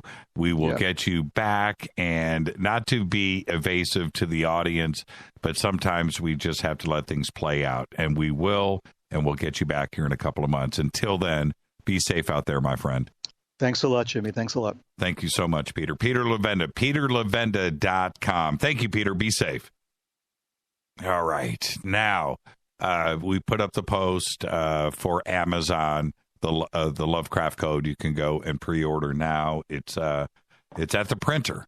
All right. Thank you so much, Peter. Peter is the absolute very best. And now, I was going to wrap up on some thoughts, but I'll do that tomorrow night. I'll wrap up my thoughts with Peter tomorrow. I've got a lot to digest with everything. But I do have to share this with you. So I'm going to lighten things up. And actually, Peter, you are still on the line, and Peter's listening. So, Peter, just listen to this and enjoy this. Harry Shearer has launched a $125 million fraud and contract breach lawsuit against Vivendi and Studio Canal over their 1984 mockumentary classic, This Is Spinal Tap. Now, my listeners, my friends, my family, you know my love and affection for that film, right? Okay, now let me move on. Christopher Guest, Michael McKean, Harry Shearer. The complaint was filed Monday in California in federal court, and it is packed with enough nuggets to instantly make this a must-watch Hollywood accounting case. Through the lawsuit, Shearer also reveals he is attempting to grab back the rights to the film and its continually popular soundtrack. There was so much going on here. Now, Shearer, who is perhaps best known for the 23 characters that he plays on The Simpsons, that he voices, he co-created the semi-fake band Spinal Tap in the 1970s with Christopher Guest and Michael McKean. The film, directed by Rob Reiner and featuring Shearer as the bassist Derek Smalls, was produced and released by Embassy Pictures.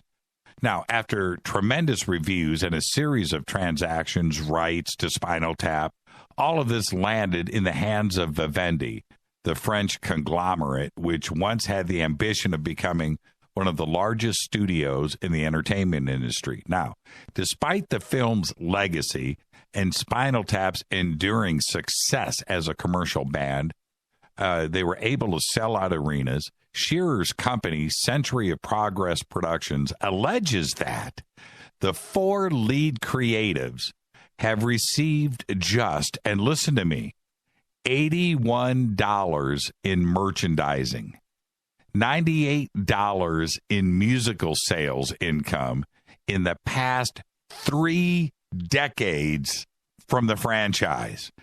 I'm not making this up.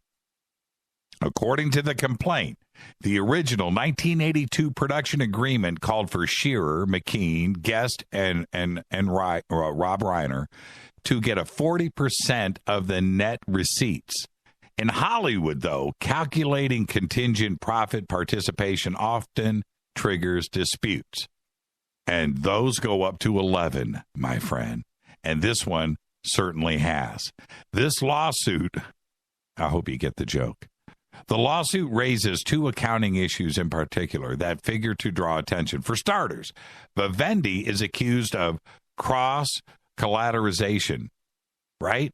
Bundled with TIST in their accounting. In other words, a practice sometimes known as straight lining. Vivendi is also charged with not doing an honest job in managing the flow of payments through its companies.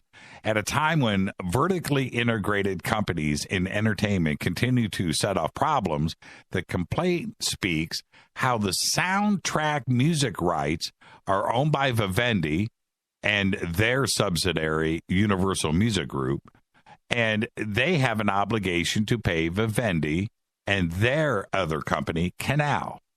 It gets complicated, and the accounting between the Vivendi companies is not at arm's length. It's anti-competitive, and it deprives the TIST creators, right, this is Spinal Tap, of a fair reward for their services. Without other accounting improprieties that are going on right now, the alleged such as undocumented marketing expenses and improper deductions, Shearer's lawsuit references the Copyright Act's termination provision, which allow authors to cancel grants and regain their rights after 35 years.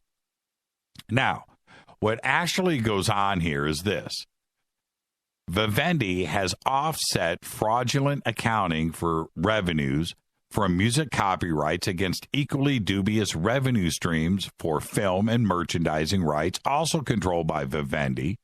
Shearer is concurrently filing notices of copyright termination for publishing and recording rights in Spinal Tap songs he co-wrote and co-recorded, as well as in the film itself.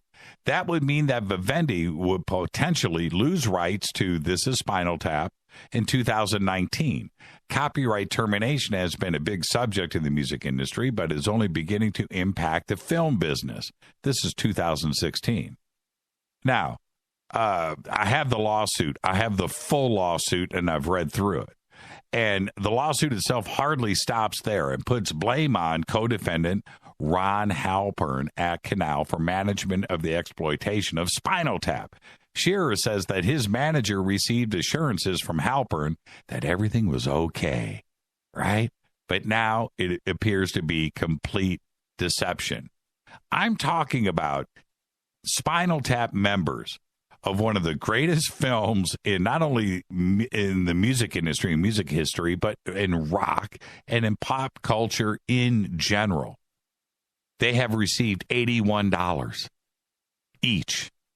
How is that possible? And how can anybody at Vivendi or Canal look back, and Universal Music Group look back and say that they did the right thing.